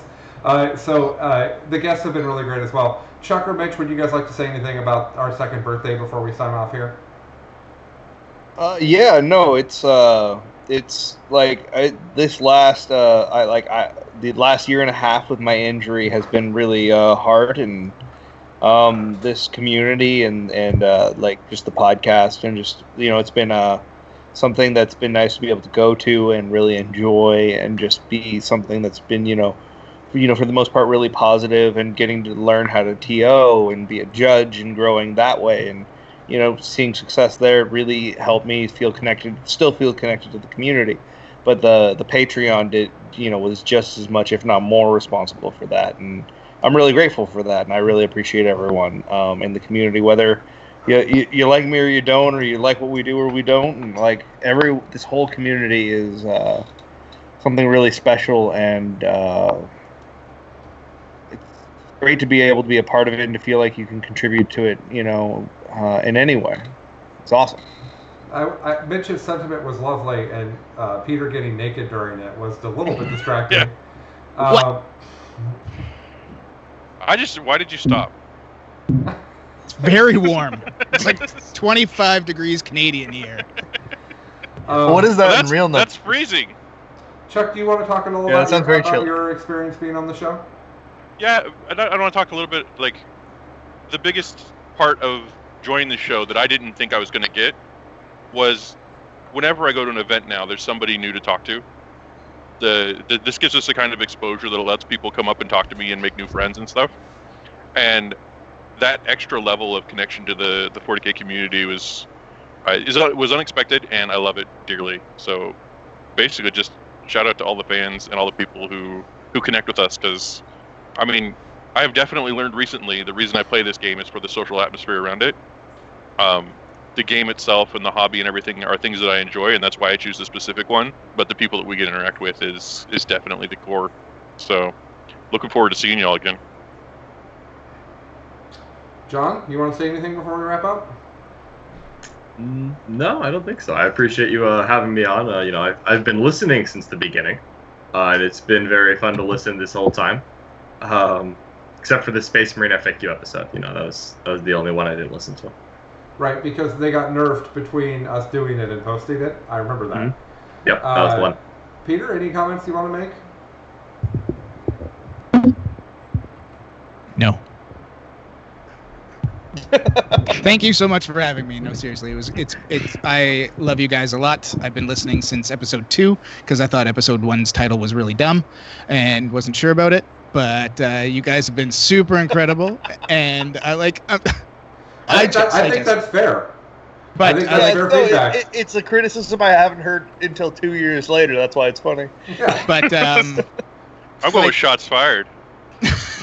What's but the in first reality, name of your first episode? I can't remember, something about pilot and stealing. Doesn't stick out at all. No, but in reality, like I think the big thing, like I've listened to you guys. I started listening because I thought it was such a great experience to hear from two people that were on different ends of the same game, between Mitch, who was a known commodity in the community, Colin just starting out, getting his coaching and that development. And then when Colin finally, or I shouldn't finally, because it took like 3 minutes, became really good at the game, you brought Chuck in, who has, like you said, added such a great value. I would say there are very few podcasts I listen to in which I can say that every episode is something that I really enjoy, or even half the episodes are ones I really enjoy. And you guys, more often than not, hit it out of the park for me in providing the content that I like to listen to. So yeah, like thank you so much for giving me the opportunity to be on the show once and somehow now twice. And sorry for wearing a Murloc costume, and I wish that I could take it back because I'm covered in sweat now. Like, it's just absolutely I terrible. It was fantastic, though. Really, like, this is... Yeah, no, I really appreciate it was majestic. I really appreciate you, and I appreciate Chuck, all everybody's comments, but certainly Chuck is right. Seeing everybody at the tournaments is the main reason this has kept going. I think that if we were doing this in a vacuum and we weren't interacting with the listeners, I think Mitch and I would have literally stopped doing it at some point. But that isn't the case. So I really appreciate everybody. This has been one of my favorite things over the past several years that I possibly could have spent my time doing. And it's really the listeners that made that happen. So thanks for everybody. We're going to be back in a couple weeks. We're going to try to stay on a regular schedule as 40K news comes out. I have lists. Okay. There will be some theory hammer. Yeah.